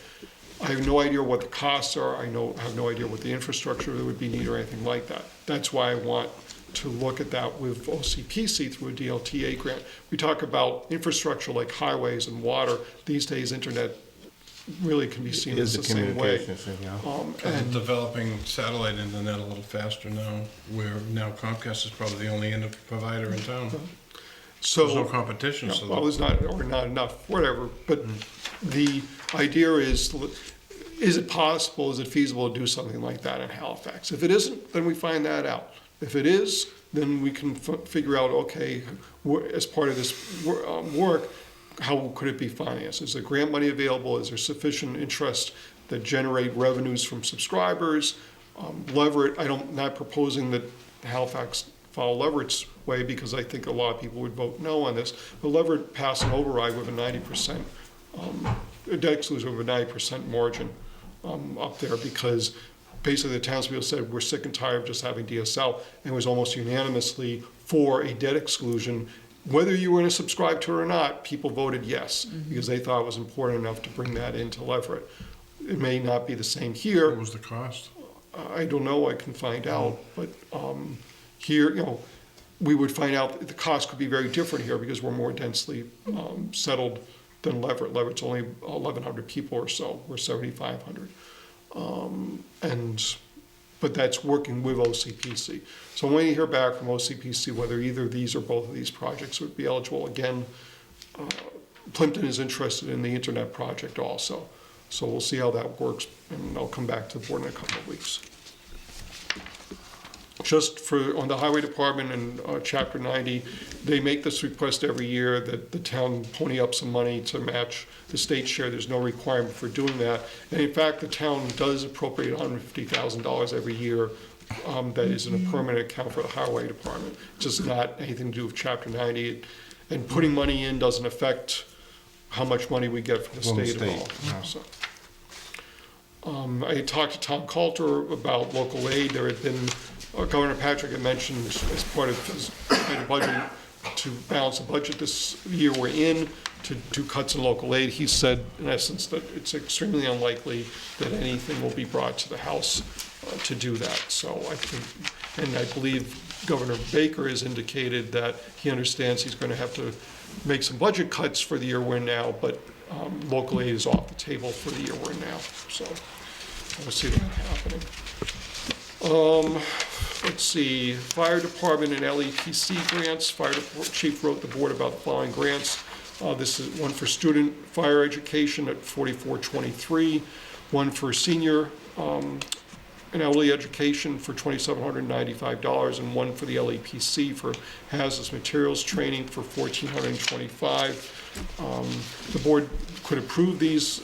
Michael has already in fact signed these, because I know that they were due and needed to get in, so that's already been done, but the board could formally approve the grants for those purposes. I'll make a motion that we approve the grants for the fire department. Second? Any further discussion? Other than the chief thanked the work done by Captain Cunningham and firefighter Jones, along with AA Patrick Forstrom? No, administrative assistant. Oh, administrative assistant, Oh, Tricia okay. Forstrom. For their help in this grant writing, so kudos for that. All those in favor? Aye. On the Concom and the associate members, this is just a note from the Concom. The board doesn't have any responsibility for the associate members. They're just letting the board know the changes there. So they got two weren't coming in? I don't know don't know that. what- All I know is that they voted to remove them as associate members, and they appointed Mr. Hardorn to, as an associate member. Well, it's just odd that there's no reason for it, that they voted to remove, to me is a I negative. can ask. To me is a for- negative. I can ask for an explanation. That's, And, was it in fact just because they weren't attending meetings or conflicts or, There's 'cause something in this. yeah, especially everything that's been going on up there lately. 15 Ocean Ave, we have a weird situation where we basically have an abandoned property, owner unknown at this point, because the deed is from 50 or 60 years ago. The family died out. The taxes have not been paid the last couple of years. The last billing address is in fact that address, and that's bouncing, so we have no idea who owns the property, but someone was leaving vehicles on the property. Somebody was complaining. Someone then complained about the vehicles being left on the property. I left a note on the vehicles indicating that they didn't have permission, since obviously we don't have an owner for it. And that person was Mr. Anderson, Dean Anderson of Hanson, who called me very upset, but would not admit to in fact having permission for using the property, and then said he was going to refuse to answer any or all other questions. So he then asked to meet with the board. I set up something for the 27th. He said he would come in to get a copy of the letter saying, in fact, appointment had been set up, he hasn't come in. I don't know whether he's gonna come in a couple weeks. The situation simply is a weird one in that normally we would fine the owner of the property for having a junk vehicle. But the problem is we don't have an owner, but then somebody else is dumping their stuff there. Is there any way for us to check with Hanson, see whether or not he in fact has registered vehicles or vehicles that are there? Registered Well, one is a vehicles? demolition derby vehicle, has no plates or anything else on it. We can get VIN numbers and find out. Maybe, Through yeah. that, through the owner. But he was the person who called once and put the note on him, so I suspect he's the owner of the vehicles. I don't see any other reason why he'd give me a call, being upset with me putting a note. Let's see, now, we got a situation where a dog from Plimpton is crossing the border without permission. Now we have somebody from Junk people Hanson. from Hanson. Do we have an open door policy like that? Are you familiar with the individual? Yeah. Long history. We'll see. I know him from high school. Really? Fieldstone Farms, So Mr. we're not gonna do anything? There's nothing right now to do, I'll see if he shows up. And like I said, it's hard, I may talk to council about whether there are dumping laws or anything that can be enforced, but we'll see. I mean, you're okay to have one unregistered vehicle. but If it's you in the have- backyard, If it's in the backyard. and If- this is in the if front it's- yard, If you have an owner that Yes. lives, that owns the right. property. Well, it has to be out of sight of the public, doesn't necessarily have to be in the backyard. It should be behind a fence or cover or something like that. And shouldn't, are we actively searching for the owner of the property somehow? There's just no way of doing it. I mean, I've talked So to it's the abandoned collector and assessor, property. yeah, basically, yeah. Well, basically, the situation is I would expect that unless somebody shows up in the next couple of years, we will end up taking it through tax title. Weird situation is, what you're saying here, it's Yeah. a weird situation. Fieldstone Farms, Mr. Clausen sent the dates for the 2015 shows. I forwarded that to the appropriate departments. I did remind them that all food and alcohol permits have to be obtained. We had issue with that before. We had an issue with that last summer, yes, sir. Years. Let's see, cemetery deeds, everybody gets to sign. Do you need a motion? No, we never motion the cemetery deeds. Okay. I'm sorry to deprive you of that joy that you might have in We just making a sign them, we motion. don't vote on them, right? Correct. Monpont Pond Water Management, if you meant, the 64 legislation had indicated that the Department of Public Health had jurisdiction in connection with the legislation. During the last 50 years, things have evolved at the state level, and now both DEP and DPH agree that that jurisdiction, in terms of enforcing the 64 agreement, falls back now with DEP. We just had a letter to that effect, so no action needed, just finally we got an agreement as to Who's in charge? who's in charge. Who's on first? Business associate agreement with Mayflower Municipal Health Group. This is something that had come up a couple of months ago. Council had reviewed it, and he doesn't have any problems with that. Basically, what this town is saying is that it will maintain the security of the information about our subscribers. We don't put medical information or anything in the databases and all, but even things like social security numbers and such, so. If the board wants to, they could approve it, We were listening to you, Charlie. and there'd be room for one signature, in this case Mike's, if the board wants to. Mayflower Health Group, council is fine, the business associate, what? Which one are we on again? We're on the Mayflower Municipal Yeah. Health Group Business Associate Agreement. Council is fine with the business associate agreement, and 2 copies are ready for the board to approve and the chair to sign. We ready for that? Yep, I'll make a motion. Ready? Second. Further discussion? All those in favor? Aye. We already talked about USA Fitness. On the solar farm, the Municipal and School Building Committee had written the board indicating their interest in having the solar array built on the old landfill at Hemlock Lane. They recommended appointing a committee to look at the feasibility of using the landfill as a solar site. And then the board of selectmen can be advised by the solar committee as the cons or pros on such a project. One of the building committee members, Gerald Joy, has extensive electrical experience as a contractor and business owner, and they're recommending that if the board chooses to have him appointed also, they're recommending, if possible, the building inspector be appointed, also Marty Bosworth, or from the fire department, because he has solar installation experience. He also recommends a financial issue, can look at the benefits for the project, and then I can act as a liaison between the committee and the board of selectmen. How lucky are we? They all want They to will. be involved? I don't know, I'm bringing this to the board because unless the board was interested in forming a committee or moving ahead on this, it didn't seem Yeah. prudent to be talking to these Oh, I know folks. Highway mentioned something about a, Highway is interested, the highway is interested in possibly putting up a, Recycling center? what was it, the cremation wall or area, basically above ground, using the property. cremation meaning cremation, Yeah, you, me, everybody's, we go in the So urns, we get they- put up, they- you know, we, Oh, that's a great They idea. wanna go, not a crematorium, why can't we No, I put understand. that in the cemetery? because they don't think they probably have enough room right now. No, yeah. do that. They're That's running one out of the of reasons. space. It's one of the reasons why, when we're gonna get to the 61A parcel, they also brought up the idea of buying that 61A parcel for future use as a cemetery down in South Halifax. Yeah. I mean, I don't know what size Isn't or that shape wetland or right extent there? of this Well, wall we don't have, I have nothing, nothing. requires that, I Maybe wouldn't you're a think good you'd need swimmer. that whole site to Well, I do wouldn't that. think, not if I'm powder. You know? or if we did, if we needed room, we could purchase this other property.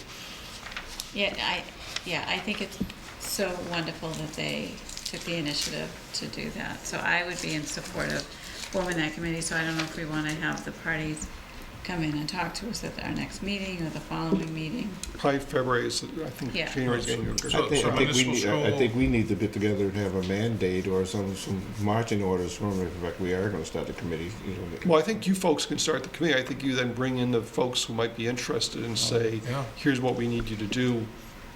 No, I mean, it sounds like the municipal school's ready to pick that torch up and start moving forward with this. I agree. I think it should be done, looked at right away, and then we need to get somebody maybe on the financial side. Is anybody, yeah, so it sounds like they've already got two people that are interested in it and are familiar with this, and now we just need somebody on the financial side, which would be, the first choice would be Finance Committee, right? President of the MIAA, MIAA. She has access to all those Right. towns that may be doing the same thing we're looking to do. So, I mean, yeah, certainly, we'd like to see them if they would like to move forward with us and how we can all work together to get this done. How will we do that? Well, Are we doing that by just you're stating that? You're telling me, Charlie, get this set up for a meeting, let's say the first meeting in February? Yes, please. Does that make sense, Troy? It makes sense to me. And would they have any interesting parties? I'll ask them too, and we can put out a Yeah, they note come saying that along with we're them and- thinking of getting a committee together to look at that as a site, if people are interested, and we start taking applications. Can we have paperwork we can pass on to them from what we've gotten Yes. so far? We have some paperwork Yes. to pass on to them? Yes. And, because municipal was in the meeting too, so that kind of helps. Okay. Okay, consolidating buildings, there's this different note about the Council on Aging, but Mike had mentioned in response when I sent the note out about Pope's Tavern. Last year, there had been discussion about moving the recycling center and its operations to the Highway Department property. Based on Mike's note and reminder, I forwarded to the Highway Surveyor and the Building Committee and asked them to take a look at this possibility. I haven't heard anything back yet, but it's only been a couple of weeks. I don't think everybody's met since then. I mean, the reason why that came up was, you know, here we are, we're gonna do a new senior center, we're gonna keep an old building, we're increasing our inventory, and that some of the discussion was, is there any buildings we can look at to decrease? So we're not adding another building, we're just shifting the locations. Well, we could always rotate. We can go down and have a meeting down there and one back at the Highway Department, I think, right? So if this would help move that project forward by doing that, saying, yeah, we can do that. We're not picking up another building, we can actually keep the building numbers the same, because Pope Tavern, I'm sure we're not gonna get rid of. And certainly is not gonna ever come up to code as far as Well, the question then is, No. what happens to the building that you vacate? the one down the end. It's Yeah. an industrial zone, industrial building. It can be sold. And I think there's ample room up at Highway. They'd have to look, they've mentioned it before. I'll ask Highway and the Building Committee to provide some comments to the board for the board's next meeting. I just think it helps if they want to maybe purchase this property down there for a council on aging center. That would help them in their pursuit for a council on aging building. Just, that's a list of people that we're gonna do the Years of Service Awards in a couple of weeks. The chief had just mentioned this to me yesterday and then realized, okay, well, I can't get everybody in tonight, so we'll aim for the 27th to have these folks come in. Speaking of the Chapter 61A property, Franklin Haywood Streets, back a month ago, we had a letter in for the property that's in 61A right now. Lot 1's about 1 acre and a third in size with minimal no wetlands. Lot 2 is just under 10 acres in size, about half of it is in wetlands. The prospective owner for the property signed a purchase and sales agreement for Lot 2 for $120,000, that's the large one, and then Lot 1 for $65,000. I sent out a note to all the departments asking for comments. We heard back from Highway and Cemetery. They suggested it could be used for a new cemetery since they're running out of room with the current one, future school site or athletic fields. The planning board wrote that they didn't have any particular interest. Council on Aging member Joy Marble had written about the possibility of using the site, I assume Lot 2, as a senior center. There is a time frame for this. I would have to go back and look it up. I don't know if it's 90 days or 120 days or something like that. 61A, I think it's Yeah, 90 days. But I have to look and see what we've got.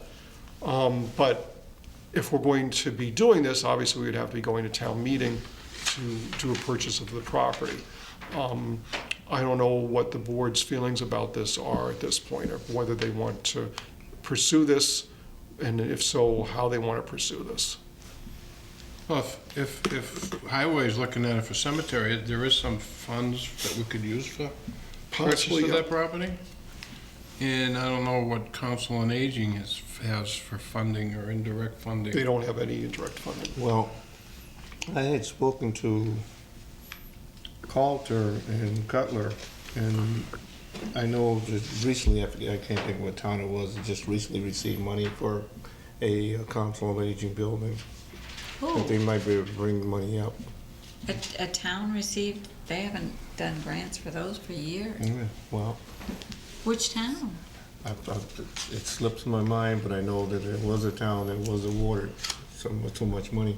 Well, they haven't done that in about 10 years. But Coulter, Tom Coulter's when they brought it up in the Wow. discussion. I was over the Duxbury Senior Center. It's like they all have nice senior Yeah. centers. And they're all brand new. Bridgewater's There's the no same way you're gonna get Pope's Tavern up to speed, unless you basically start new. It'd just be too expensive to keep it the way it is. So would it be cheaper for a new purchase lot Well, to start it- with? Or is it an option that we have interest in two different places? Cemetery certainly would work. And there's some funding for that. But I would give first bids, I would give preference to senior center, but again, after the past few meetings with town, what kind of, can they put together as far as the purchase of the lot? Well, And then proposed building down the road, I don't know. I honestly think, and I will try to contact Tom to find out, to go further, because it was the night we had that meet the elected officials. That's when we had the discussion about that. Where were you? I was there, Oh, we went in but I wasn't discussion. talking with you. I was on the other Well, side of the you, room. you do that a lot. But at any rate, I think if we can contact Carlton and find out if in fact there is some money available, he can cover it, because they talked like that was available, money available. So if the property if there is money for that, would it be part of the land purchase or more of the this construction? Well, I think it would be, probably maybe could use for both, either way. Sorry. Is there any other land around town that we could designate for cemetery, or is that probably the more ideal spot for cemetery? We have land up here in front, next door behind the church over there. That property belongs to us too, doesn't it? Any changes, I don't know how flat or it's familiar, but that land is available too. What other property do we have that would say, well, we can use other property, we don't need to be purchasing this?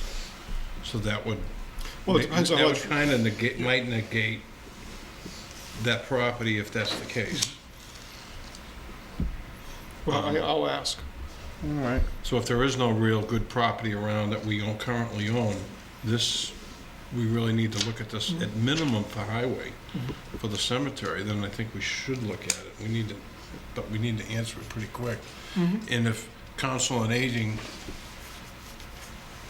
is seriously on pursuing, we gotta know now as well. I mean, because we can't go to town meeting with A or B, well, I don't know, can we go to A, B, or C? We or- need to ask the building committee too, not No? just the council on aging on that Well, location. they've been at the forefront helping them with it, but they're the ones Yeah, but that are asking municipal. no, but it was the council on aging, Joy Marble, who made the recommendation that it could be used for a senior center, not the municipal building committee. So Right. my thought is we need to get their input on the location. They were asking along with other Yes. departments, and they haven't, No comment from them. no comment. So we need to know when the cutoff is. I think To it's make 90 this days. If decision. it's Well, what I I need to think check. it is, then that's cutting it really close because we won't have our, unless we have a special town meeting. we Well, won't it's have a very town likely, meeting. we're going to get to a subject that may require a special town Yeah. meeting. Oh, great. Okay. Okay. Because as I say, we go to our regular town meeting in May, It's too late. it's too late. Okay. Well, is it for an answer? No, we have to No, purchase, no, we you have to have purchase the to actively property. put a bid in for the property within the 90 days because we get first offer. But that's unrealistic then, yeah. If the town is actually really interested, it's realistic. If it's not actually Yeah. interested, then, Well, without those dates and not knowing that, Yeah, I understand I'm that. having a problem with even continuing with this. But yeah, you're right. Municipal's the one that seems to be the one heading this for them. This isn't the director saying this. So- Okay. okay, selectmen's budgets for fiscal 16, I put in draft budgets to the town accountant. I made minimal changes, but that's the list there. And if the board had any questions about the budgets or if they want revisions, I'm happy to follow up on those. So the overall, sorry. So the overall budget number is, Well, the clerical went up because of step increases. The electric went up again because of the electric rate increase. Town reports went up $100 because from what I saw, we're going to need that slight additional amount. And as it is, that's even without knowing what we're going to be paying the year we're in now, let alone fiscal 16. Office machines went down slightly. We're using less paper overall. And recruitment, because we retitled it and we're trying to do an emphasis on training, I bumped up. Patriarch celebrations, I decreased to $100 because we haven't spent anything in the last 2 years. so meetings came down $50? Dropped meetings by $50? Yes.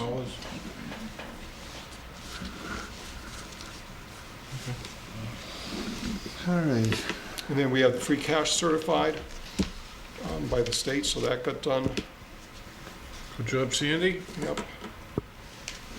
Back to Pope's Tavern. I know during various conversations in the last few years about Pope's Tavern, when we've been looking at that facility versus others or other possibilities, we've also talked about that it's unlikely we're going to give up Pope's Tavern and at the same time, therefore, need to make it Workable. yes. When I talked, John Campbell had called me about a couple of things last week, and he said, well, we haven't heard anything that anybody wants us to look at doing any work at Pope's Tavern, which surprised me. I indicated I'd be going back to you all in the finance committees for some direction, because even if we had decided to move the senior center out of Pope's Tavern sometime in the last few years, we would maintain Pope's Tavern, and we needed to do some upgrades to it. I'm not talking about an expansion or anything like that, but heating and wiring and insulation and plumbing and electrical and everything else, maybe some handicap access on the stairs, I don't know. But We there's, just added a ramp, that's all I was, but that's outside, that's not inside. we need a ramp inside? Well, No, I mean handicap if we're going access to the inside. second floor, If you want I'm to, not saying it's practical, I'm saying we have to take a Yeah. look at it. No, I mean, it's in its current, I would not even think to put an elevator in there. I don't see- Well, I know, but But, what yeah, I'm I see saying what you're is that saying we now. need to take a look at what we can do with that building to make it, I mean, we're gonna hold on to that building for several decades. We need to make improvements in the building plant.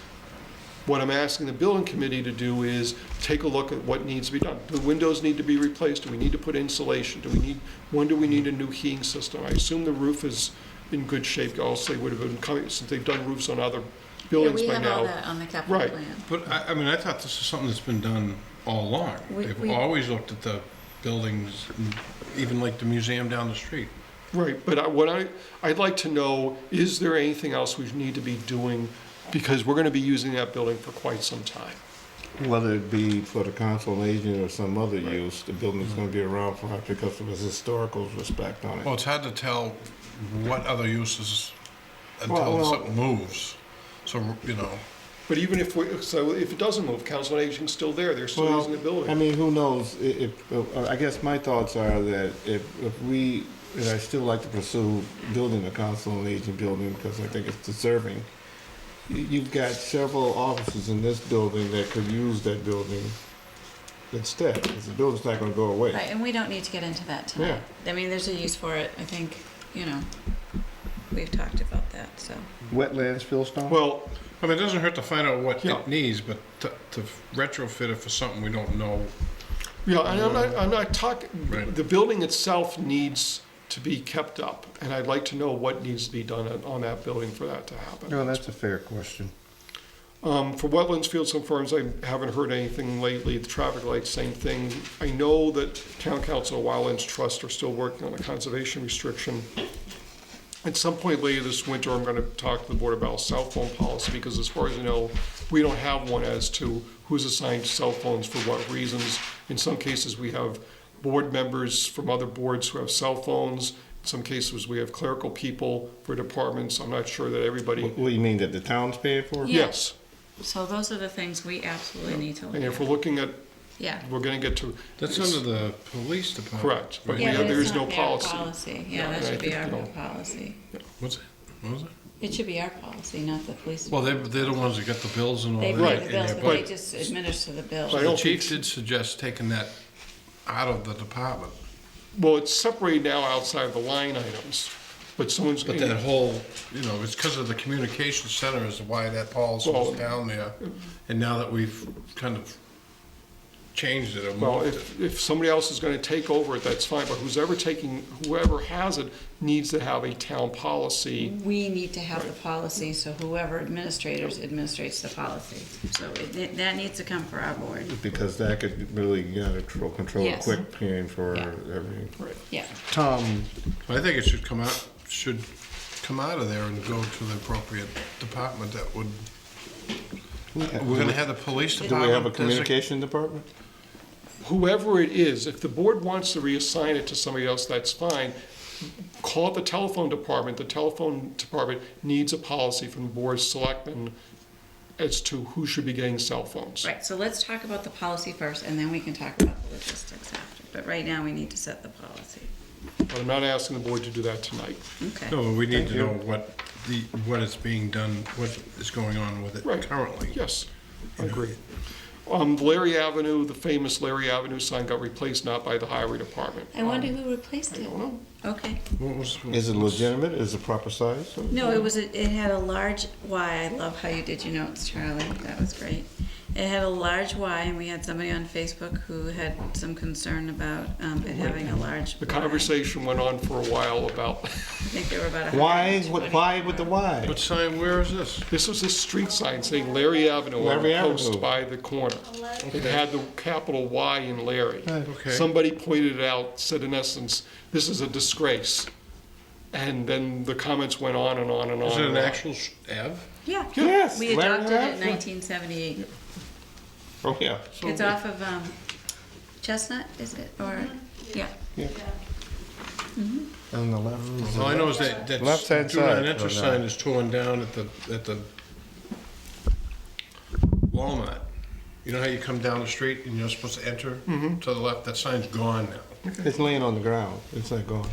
All right, well, it's not It's not serving its erect. function. But the other problem I have with that sign is it says do not enter here, but the arrow says to enter. There's no, I've I will, talked to the I will, building inspector I will before, but contact the highway you department. got people stopping, holding up traffic, taking a left turn. I will talk to the highway department and Walmart about getting the sign back up. I mean, if you want to complain about the sign. I'm not asking for a decision tonight, but I've given the board a copy of a survey that was done by one of my colleagues in southeastern Massachusetts about what communities were open on Fridays. They surveyed 22 communities, 3, including Halifax, are completely closed on Friday. However, 2 of the 3 are open on Tuesday evenings. We're not open any evening at this point. Well, the building inspector and assessors are open? Or the clerk's open one evening? No, they're open by appointment only. And as for, and when I was talking to department heads, no one comes in and makes appointments, so basically we're closed on Tuesday nights. The rest of the world, including most town halls, are open on Friday, and I think there's an expectation for town residents that the building should be open on Friday. I happen to agree with that. The problems with this, obviously, are we have some offices that are, of course, have nobody in them on Friday. And I understand that if we just simply open the building up, we're talking about this, for instance, regards to the ballroom dance, you're gonna have people coming into the building and being upset that a particular office is not open. If the board wants to move forward on this, I'd bring an article to town meeting. If those departments that want to be open Friday need more money to do that, I go to the townspeople and say, here's what's happening. We're going to open on Friday starting July 11th. If you want these offices to be open, here's how much money it's going to cost you this coming year to do that. However, I understand things are tight. You don't want to take any money out of your pocket to do that. But don't be surprised when you come in on a Friday that those offices remain closed. But that's your choice to make, not mine. But Charlie, could I bring up Yeah. a point? I understand what you're doing, and it could cost the taxpayers a little bit more money. But why couldn't we change the hours of town hall during the week and not open at 7 and open at 8 to 4 so that we could be open on Friday and not have it be a budget issue? Well, one of the challenges is that I don't think necessarily the board has jurisdiction over the hours that individual offices are Oh, open. okay, all right. I think you could say we're gonna lock the building. I think it'd be absurd, for instance, to lock the building until 8 o'clock and have offices open to the public at 7, but the public would have to ring the doorbell to get them in. I mean, No, I understand. I'm But- just saying that with the budget, and we'll get to that later on, you know, it's gonna be. oh, absolutely. I Yeah. don't think the townspeople are Great coming up with the money. concept, yeah. But I think we have several I think it offices. should be presented to the town and let them vote on it, and because on several occasions, I've come up here and somebody's been on a Friday and somebody's been outside the door saying, well, I come to pay my taxes and there's nobody here. And now I'm late. Yeah. Yes. I mean, we would, as part of this effort, I try and set up as many ways as possible. People can pay online. We can set up some way possibly of people being able to maybe timestamp a deposit so that it's shown that they paid on a certain day, or that at least they brought their check in on a certain day. I mean, there are ways of increasing the accessibility even for those offices that are closed. But I would rather deal with the frustration of someone coming in here and seeing a human being and having this explained to them than the frustration that they meet when the door is locked to them. So I'll be talking with the board about this later this winter again, but I wanted to start bringing up the idea. I did talk to the department heads in the building. None of them object to it. Obviously, they see some of the same problems as I do, which are primarily that if Office A is open, Office B is closed, Office A is going to have to deal with the people who come in Asking and want Office questions B. about why Office B is not open. I mean, we're not advocating for more hours for the staffing, but it happens to be, it goes along with it by opening the doors. Cover the town report for this year. I don't know if the board wanted to run an elementary school contest like we did last year. Another possibility is during the year, I've seen a lot of people put photographs up on Facebook of various scenes and events in Halifax. I'd be happy to say to them, hey, we're looking for submissions. In either case, we would place a deadline on it, we'd bring everything to the board. In this case, this year, I would insist that the board make that decision at a selectmen's meeting. We had some confusion about how the decision-making was going on last year, and just to avoid that, once we had all the submissions, at some meeting this spring, the board would make a decision about what to put on the town report cover. But I didn't know which way the board wanted to go. I can tell you that I thought it was a great idea to have the Halifax Elementary, but because we did that last year, I don't think we should do it this year. I like your idea of the photograph submissions from the public.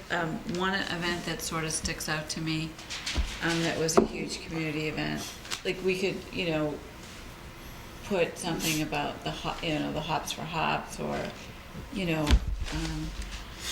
a community event that, But we have to have a photograph Yeah. of somebody doing it. No, but I'm just saying, I think your idea of just having somebody submit the photograph is a good one for this year.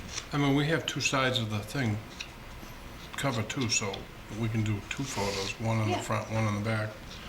I don't know why it just popped in my head. Is there any local artists around that would wanna, Check with the council on aging. They you know, always have- local artists that have some artistry that might also be part of a selection? Maybe artistry of the Photos. town, like perhaps they've done a drawing of a building. I remember there used to be, Peg Fitzgerald had brought in beautiful, beautiful renderings of the town buildings that used to hang in this room. I mean, even yesteryear pictures, photos, or, you Yeah. know, Yep. horse-drawn carriages out in front of the town hall, or, you know. Yeah, I don't know how you would narrow down something like that, because you can get flooded. Well, what I would say is if the board wants to do photographs and paintings, we'll take submissions of both, but they should be present day. Yeah, okay. Because that avoids us, okay, we can go down to the museum and we can find hundreds of Yeah. photographs from yesterday. Correct. Then you'd say, okay, are we taking those, or are we taking a present day one that someone submitted? Or we can do You're current, right, Charlie. current and go to the museum and find prior. No, I think Charlie makes an important point. I think you're right, because it's about the current year that we're in, so it should be a current photograph. We get two sides to every coin.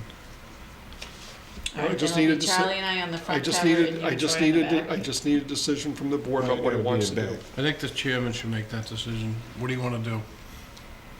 Well, I want to know why I'm being on the back cover. I don't understand that. I want to be on the front. You got on the cover, didn't you? And it was on the back. Whatever. I think the idea of soliciting some photos from the public would be great, Charlie. Okay. Or artist rendition of the same. Does that I'm make waiting sense? for something that the entire Does that make board is sense? saying, because I'm getting different things from different people. Somebody make a Well, motion. Does it have to be a photo, or does it, can it be It could both? be both, but you need to tell me it's either both or one or the other. Tell me what you want, because I ran into this Well, let's difficulty do it. last year. I think That the very easiest and simplest way to go would be to go with a photo. I will make a motion that we ask the public to submit a current photograph from the last year or so of something that has to do with the town of Halifax. And we look at them and make our decision based on that. For the fiscal year 2014? Yes. Oh, not the fiscal, for the year 2014. For the calendar year 2014. All agree? You have to second it. I'm seconding it. I'm behind it. All those, any further discussion? All those in favor? Aye. Okay, fiscal 2016 budget, Finance Committee. The Finance Committee talked about this last night. The Elementary School Committee last week released a preliminary budget that included an increase in the out-of-district special education budget of $450,000. Right. And that's a mandate. It's not something we get, okay, well, we'll only give you $200,000 or something like that to that. These kids exist, they're out-of-district placements. We have more of them, and more of them are, some of them we used to have in district or out of district, so we're stuck with that number. It might decrease slightly depending on what the actual reimbursement rate is for the circuit breaker program. But you know, it might be 425 or 420 or something like that instead of 450, but it's going to be in that neighborhood. We also had talked about the increases for health insurance, for retirement assessment, the electricity bills going up across town, the contractual step increases. And it's likely that the combination of all those things are going to, at the very least, use up all the money that we had available when we ran the numbers in November. Basically, we had a much larger sum of money, and we are lucky to break even at this point, knowing what we know right now. So it's gonna use all the unused levy that we've been sort of protecting the taxpayers from paying the taxes on. And it will most likely take everything in this year, and we could potentially have a deficit right now. Correct. We don't know that yet because we need to get the numbers in from the school. Right, but this is a pretty devastating increase. So, and what this would do is, we might be able to cover, as I mentioned, the special ed, health insurance, retirement, electricity, the step increases. But once we've gone through that, no new programs, additional hours, additional funding for any line item, anything else, we're pretty much stuck where we are.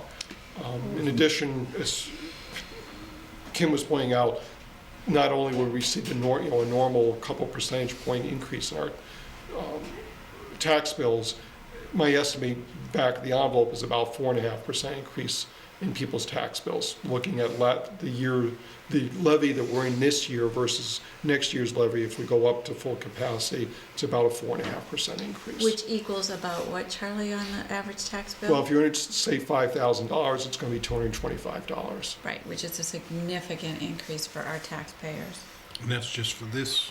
And that is, again, an obligation that we have no choice on. It's not like, it's a budget that was submitted that we could say, no, we can't afford that. This is something that's an obligation, the same way paying retirement is an obligation and health insurance. There's no way we cannot pay this bill. So we are extremely lucky that we had the unused levy, or else we would be looking at significant budget cuts in services, so. And if someone's hoping that state aid's going to rescue us, it's unlikely that's going to occur simply because the state's running its own deficit right now. Admittedly, we're lucky we're not going to get a cut in local aid the year we're in now. There are no promises for next year, but at the very least, I don't expect to see any increase. We have local receipts. Town council's working on compiling the data for that, but I don't expect a significant increase there either. So we're pretty much where we are right now. Sir Galahad shot the white horse, so they're not coming riding in and Well, save us. I think it's what Charlie alluded to at the very beginning. This was not the budget season that we were looking at. We were looking at, not a lot of money, but just a comfortable amount that we felt pretty confident that we could maintain services. And when this was announced last Monday, I sort of maybe cried a little bit. No.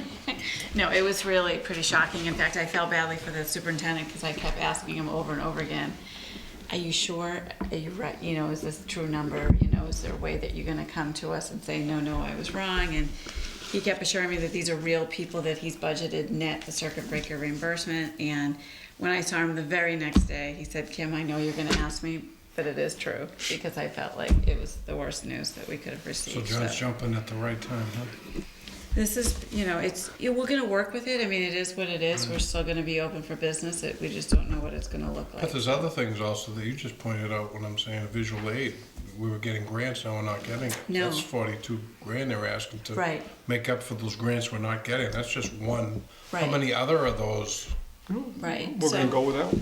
How many others in those budgets, the schools that we don't get money for That we, anymore? and That this, they're gonna wanna continue those programs. right, and this doesn't include the steps, again, that we are contractually obligated to do for the schools as well. And, I think, Charlie, you're going to talk about the finance committee met last night. Yeah, and they'd like to have the selectmen come meet with them in a couple of weeks on the 26th at 7:30 to continue that discussion about should we, in terms of talking among ourselves, but also going back to the departments and bringing them up to speed and what we can be doing or not doing. I mean, the Finance Committee's been loosely looking at other revenue sources. They're Yes. not saying they're for any of these things, but for instance, they wanted the information on the meals tax and what the process for acceptance of that was.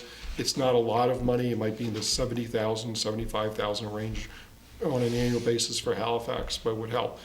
They're not saying they're proposing it, but they wanted to start putting together language in case we wanted to go down that road, for instance, so. And our hope is that by the 26th, we'll be able to have the spreadsheets completed and the budget sort of like organized in the sense that we're gonna know really what the requests are and what's the worst case scenario and then we as selectmen are gonna have to sort of look at the things that we wanna protect, the services that we, the priorities that we have as the board, so that we can sort of give direction to the finance committee to say, based on these numbers, if there is a cut at all, let's say it's a 3% cut or whatever, and I'm making up the number, these are the areas It's my line.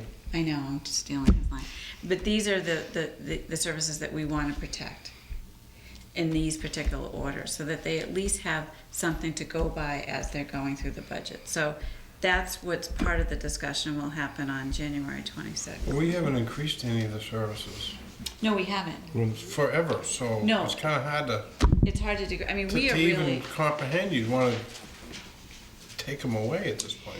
I mean, we've always talked about how we are, I know people haven't been happy with their tax bill, but when we look at the operation, we really are at the bare bones. I mean, there really isn't any fat. We've got a pretty conservative group of the finance committee, and they really do look and audit every line item. So you look at the minimum staffing that we have at the fire department and the police department, there's no way we could reduce staffing there or reduce services there. Again, at the town hall, you've got 2 people in the accounting office, you've got, 2 people in the clerk's office. There's not a lot of staff to eliminate. So I'm not saying that's what's gonna happen. So when you're at talking all. about opening up the Right, doors. I'm not saying that's that's gonna happen. Thankfully, again, we had the unused levy. But with that being said, when we use that and we try to maintain the services as much as we can, we're still looking at an average increase of $225 per, on average for the taxpayers, which is, again, significant. So, Is this going to be the same thing happening year after year now?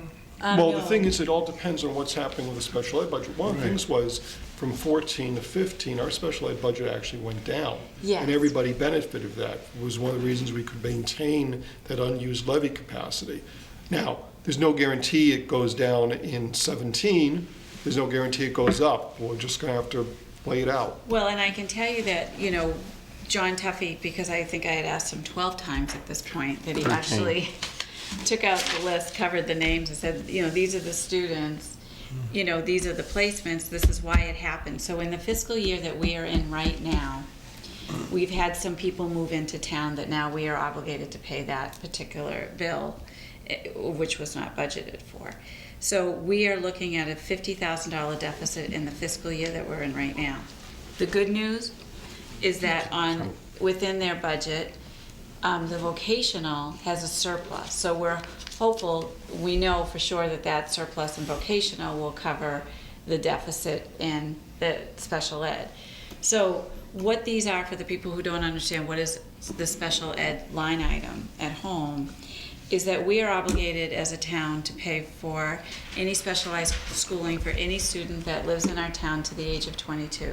So these are programs that can be as simple as a collaborative, if you have a 3 or a 4-year-old that requires speech or behavioral or any kind of services to the age of 22.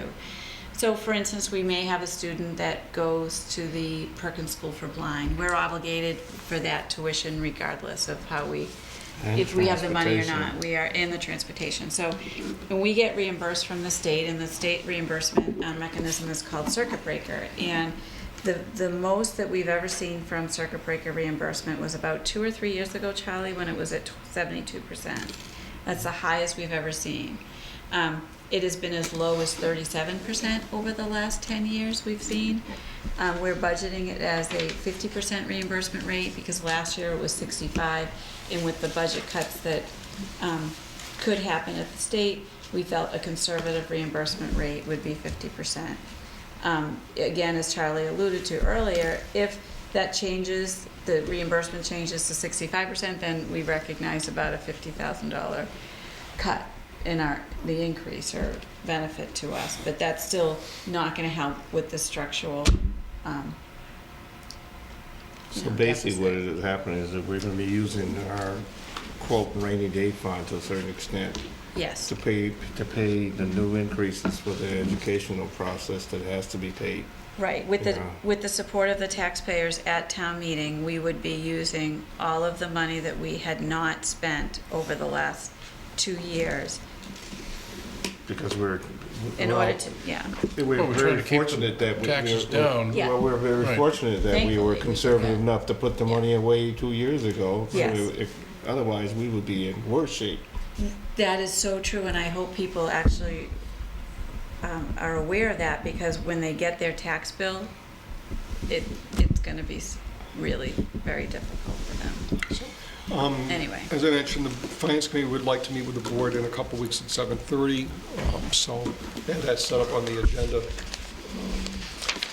Related, but this year's budget, the year we're in now, Silver Lake fiscal 15 budget. If you, just a little background again. Obviously, we had the divorce with Pembroke a number of years ago. There were several court cases involving that. As part of those court cases, there was the possibility that we would have to be paying Pembroke certain sums of money For retirement. and other things in terms of the settlement. And because of that, Silver Lake included that in the assessments to the 3 communities over the years. Well, what happened is the settlement was finally developed. We're not paying Pembroke, so the money's there at Silver Lake. Silver Lake would like to be able to use that money. At the same time, they have a number of capital expenditures that they'd like to spend money on. What they ended up doing last week was to vote to amend the budget year we're in now and use what's called their excess and deficiency account, which is their equivalent of free cash for speaking purposes. They have to do capital projects. My understanding is their plan would then be to take some or all of the money that was set aside for Pembroke and then put that into the E&D account. In essence, I won't call it a real shell game, but what in essence they're doing is taking the money that would have gone to Pembroke but was taken from the 3 towns to do that and use it for those purposes. They're moving money around to make it look like that's not happening, but the reality is that's what it comes down to. In state law, if they amend the budget up, even if the assessments don't go up, and in this case, the assessments don't go up because they're using monies other than the monies from the assessments from the 3 towns, they have to send a notice to the 3 towns saying, hi, the budget's been changed, you have a right to have a town meeting to reject this new budget. If your town doesn't vote at a special town meeting to reject the budget, you've said yes. And if 2 of the 3 towns either say yes or don't have a town meeting, then the budget is good and what they did was So we're good. gonna have to have a special town meeting to speak to this, because, I mean, that's in all honesty, I'm all for education stuff. My kids went through the system and everything else, but that's how we operate. That they're using funds that was placed into their budgets to pay one thing, and they're transferring it into another account without our approval. Yeah. It would have been much better if they had said to the towns, we have a capital plan, we'd like you to approve money to do that, but we're giving you the money back from Pembroke, and you'll make the decision. You can use it for this, you can use it for something else, whatever, but since you gave us that money, it should come back to the 3 towns. They made the decision to do otherwise. So this is our opportunity to say no or yes, depending on how the townspeople feel.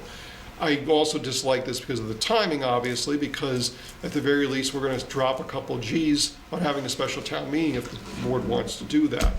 In terms of timing, we have to have it within 45 days of the vote of the school committee, which means 45 days from last Thursday, I believe. So they Yes. already voted without Yes. talking to us about it. Yes. They voted without talking in the sense of that particular instance. There had been general discussions about the capital plan, they had general Yeah. discussions about Right. the Pembroke money, but no, they never came to the 3 towns and said, here's our plan, this is what we're going to do. They may have talked informally with I'm not saying they did, they may have talked informally with representatives from the 3 towns at various times, but never came, for instance, to the finance committee specifically, came to the boards of selectmen in those communities and said, here's what we want to do.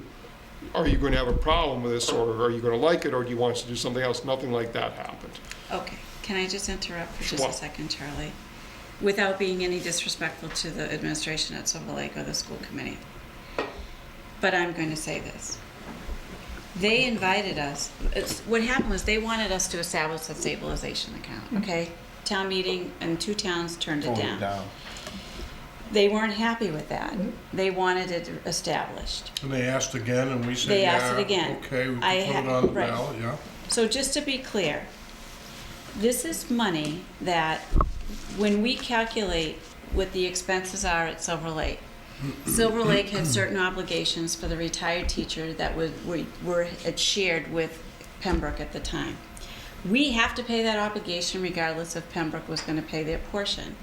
So when we were calculating the assessments over that, I think it's an 8-year period of time, we had to put in what the amount is we had to pay the teachers for their retirement.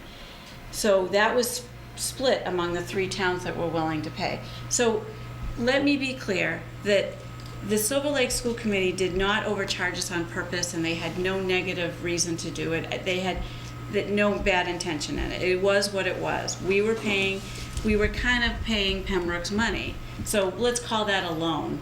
We were paying that on behalf of Pembroke. Pembroke got told it during the lawsuit that no, Pembroke, you should have been paying that. You need to pay back the money that those 3 towns have paid on your behalf. So in my personal opinion, that money should have come back to the towns, and maybe we would have made the same recommendations that the Silver Lake School Committee made in their capital improvements, but you didn't give us the opportunity. So what happened was we got a request to go to the Silver Lake School Committee to talk about a stabilization account. I went last Thursday. Gordon Andrews was there from the Finance Committee. There were 3 selectmen from Kingston there. There were members of the Finance Committee of Kingston who had rescheduled their regularly scheduled meeting to be there. And there was a selectman from Plimpton there. The word stabilization was never mentioned. Instead, they amended the budget to include these capital items that they had discussed at a prior meeting. Nowhere in that discussion was it brought up that we could have had a town meeting to stop it. Nowhere in that discussion was there, in my opinion, it just really wasn't done the correct way. And after the meeting, I was asked, oh, you had nothing to say. I didn't have anything to say because, frankly, I was shocked. And I didn't know what to think of it. I found out about this particular regulation because a school committee member from Kingston called me, and he was outraged about the way that it had been handled. And so on principle, and yes, it's going to cost us $2,000 to hold a town meeting, but on principle, we need to say that money belongs to our taxpayers that overpaid it. Their tax bills were higher than they would have been if Pembroke had been paying it. And so again, we may make the same recommendations to our taxpayers that yes, we're getting this money back, but a certain portion of it, we do believe these improvements need to be made, but give us the choice. Give us the choice, and let's talk about it openly.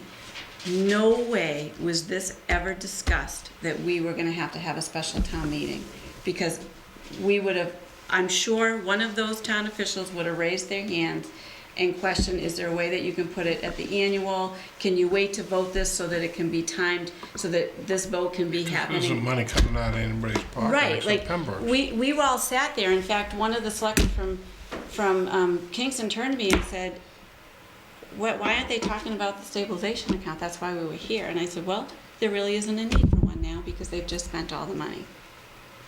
So they voted in a previous meeting to take that money. They voted it in front of us. They voted? They voted in front of us, but I hadn't, and I'm going to be honest with you, I had no idea that it would require a town meeting. I had no idea that it would require a special town meeting until today. To reverse their vote. to even, Well, to even support Charlie. Yeah, I mean, if we do nothing, it's approved. We could, of course, go to town meeting and approve it. We could go to town meeting and say no. And if 2 of the 3 towns say no, then it's not approved. Yeah, So basically, they kind of poisoned the well and hoping we're dumb. I mean, I We're hate to dumb enough talk to about, just let it go? no, I hate to, Well, I wouldn't say dumb, I would Yeah, say I that they don't wanna were, use that. that it was not worth the pain for us to go through it. and I don't want to really So that believe, was a calculated, I don't want to risk. I don't want to believe that that's what it was. I really don't. I don't want to believe that How there was else would bad you- intention. But it's not honesty, it's not transparent, it's not clear, it's not done in an open, with the we all sat in the representative. room, though. That's the problem. We all sat in the room. Well, it was as Yeah, transparent as it was. here it going to is, be. we're voting on it tonight, Yeah. Sorry. and I mean, not be yeah. getting the facts of what you're voting on. I'd be curious I if didn't the know there school was committee gonna be a members vote. even knew it. I didn't know there was gonna be a vote Thursday night. Sorry. Did it say No, I'm anything about thinking about taking? something, never mind, I don't want to say anything out loud. Yeah. I mean, I don't want to.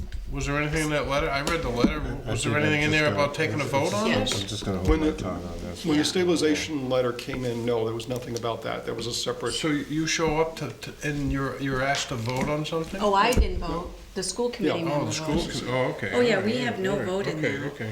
But then afterwards, it was, you didn't ask any questions. I was still trying to process it, because I wasn't really clear of what, yeah. But anyway, I'm just being honest about that. I really was sort of like, oh. Well, I mean, I didn't think we had a the choice. taxpayers, the ones we answer to. Yes, and so do the school committee members, though. It's because Yes. they need to remember that they represent every resident that checks the vote, not just the parents of the people that are in the school. And so their decisions affects the services of the whole town, not just the students. Is it a disservice to the taxpayer, to the? I don't want to say that. I don't want to go as far to say that, but I'm saying that. Well, I mean, they designated money for A, and part of that money came back.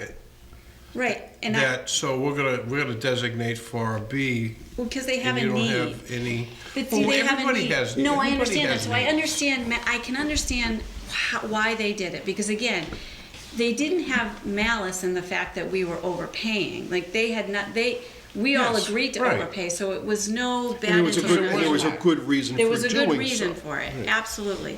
And so I'm sure, because we've been doing these budget cuts and because their budget's been so tight, that when they get the money, they think, oh, this is awesome. We have all these things that are gonna need to be improved. And they are being smart in the fact that they're trying to do maintenance before it costs us more money later on. So again, we may have the same feeling that these are capital items that we agree with. But the point Right. is, there are other needs that we have, like perhaps we would have put it in a stabilization account that our taxpayers could have voted on, because that's what we always have to do. We But just don't we try to can't. do that ourselves a little bit too? We don't, we have The to go ma- to the town main meeting. point- but- The main point of this whole discussion is that the towns voted to pay the money that they thought was owed to Pembroke. That money was earmarked Right. for Pembroke. When it was realized that Pembroke, in fact, had to pay that money out themselves rather than us pay it, that money sat there. It was not included, shall we put it this way, to do educational projects. It was to pay off retirement for people. So it's different in this period. If we had the right to vote it, to pay it in the first place, then we have a right to redirect that money without it being spent, without our knowledge. I don't disagree. I mean, because when we put our budgets together and we have excess, we put it back in and we re-vote on where that money's spent, right? We move this money from this account left over to this account over here to fund this account. We do it on all the money that we've been asked to oversee in the town. This didn't happen. No, This money is available, okay, this is overage in this account. The town needs to vote where they want to transfer that money to, just like what we do every year. And they cut that process out? Seems to be that way. Charlie, at this point, Do you want us to make a decision at this point about having a special No, town meeting? because Or you want to wait and get more information? I think we on it? need to get a little more information. We Okay. do have a large enough window. Rough figure is February 22nd will be the last day we could do this. What I'm gonna be probably do is coming back to you on the 27th, because we've got this issue. I need to look at the timing for that 61A property. Right. Maybe we have both things on the agenda for town meeting, if that's up to the board to do that. But what I probably would be coming back on the 27th, I need to talk to the school, I need to talk to Barbara Gaynor in terms of timing, make sure we can, what window we need to fit. It may be that if I need you all to come in, for instance, next week for a 15-minute session to pick a particular date, then I'll make that request. You know what, please, if I can go off on a little tangent. This reminds me of when I ran against a certain individual and I beat him by 300 votes and he wanted a recount. It cost the town $2,500 to do a recount that I gained 10 votes on. You know, that's... And I just want to remind you that it wouldn't make financial sense for us to hold a town meeting if Kingston or Plimpton Right. do not, because they need two towns. So Well, you know Kingston's gonna be for it. I don't even know if they know. I'm assuming that committee member called Well, the I'm Kingston sure they people. know. Well, I think Now. I think one of the things is I contact my colleagues and find Yeah. out what they're thinking of doing. Yeah, because I didn't even know about it. Charlie talked to this gentleman as well, so. Well, also, mind you, I know this sounds weird, as much as we only found out about today, if they weren't following the proper procedure, and we found out about later that what they would have done was invalid to begin with. In the sense of there were various requirements for them to do in connection with this vote, even if we hadn't known that we could be doing this, if they didn't notify us of this change officially, not through Kim, but by official letter and by telling us what our options were, what they had done would be invalid to begin with. But they did it in this meeting. No, it was fine, but for instance, when they vote the budget, let's say in February or March, the annual budget, they have to send us a letter saying, hi, we voted this budget, here's your assessment number, and then we get to vote it up or down at town meeting. It's the same thing here. Same They have to process. send us a letter. Okay. So if they had never done that, then the vote that they had made last Thursday would be declared invalid also. And that's in there. But we're not there yet. We'll see how things roll out. Right, and Charlie, John Creed verified that it was the 2015. It could only be that budget in order Yeah. for them to purchase the stuff. So, I'll keep the board up to date about what's going on with that. Totally separate. I'm glad you saved it for last. Well, next to last, one more thing. Next Just to in last. terms of, when I sent out the town meeting warrant, we've put surveys in there before. What I wanted to do this year, we did an open space survey 5 years ago. I need to do an update of that. I want to put that in as an insert for the town meeting These warrant. are here? Yeah, those are examples from 5 years ago. Also, we had done a cultural council survey, but that was done during the holidays in Halifax, and we had it on the website and at the library, but I got so few responses that I think I'm obligated to get a survey out to get some more responses, so I'd like to be inserting that. It'd pretty much be a duplicate of the one, except the deadlines would change. We did a Comcast too, didn't we? one We time? did 5 years ago, we did a Comcast one also. And I just wanted, if you guys didn't notice, but the Mass Selectmen's Association did update the handbook, and you have a thumb drive, I know. I mean, which son? It is gonna be printed. Which son do I use? It's gonna be You know what that printed. red thing is? Yeah, so we hadn't updated since, I think this is the 4th edition, and I think it's been over 10 years. So we worked this year, actually for the last year and a half, updating it. Burn this with you. Don't read it while you drive. And one other thing, on the green communities, I'll be sending the actual grant application. What we did back in the fall was send in the certification application to be certified as a green community. I've got the big check that's there. I have to send the application in to formally get the money to do the work. That's gonna be into this You want me to week. drive you down there and pick the check up? I'm working with Jerry on finalizing the list of things we're gonna be doing. I may need Mike's signature to actually send it in. I Should we think, vote now and allow Mike to sign it? yes, if you could, I'll make that would that be motion. helpful. Vote, sign what? Second. This is the Green Communities grant application, so we actually use this money. I have to send in a list of projects that we're gonna be spending money on. I'm working with Okay. Jerry on that. We agree on those projects or municipals? I don't know yet, well, I don't have any, I'm sure Jerry and I will reach agreement. It's not, basically, because there's a whole slew of various projects, we just need to fit it in, And we'll agree with that, which, whatever projects? they I'm are? not gonna have any disagreements about it, no. Okay. As long as they're green. Is there anything we want to input?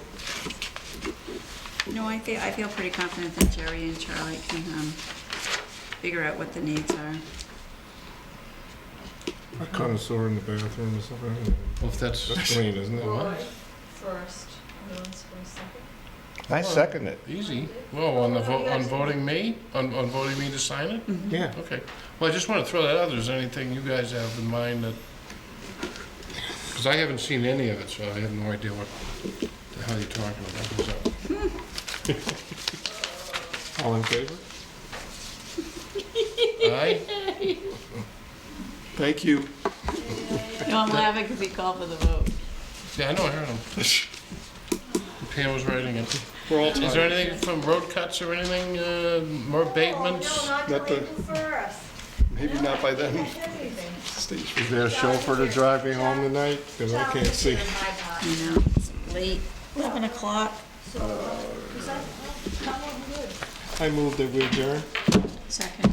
Any further Thank you all. discussion? All those in favor? Aye. Thank you. Any questions?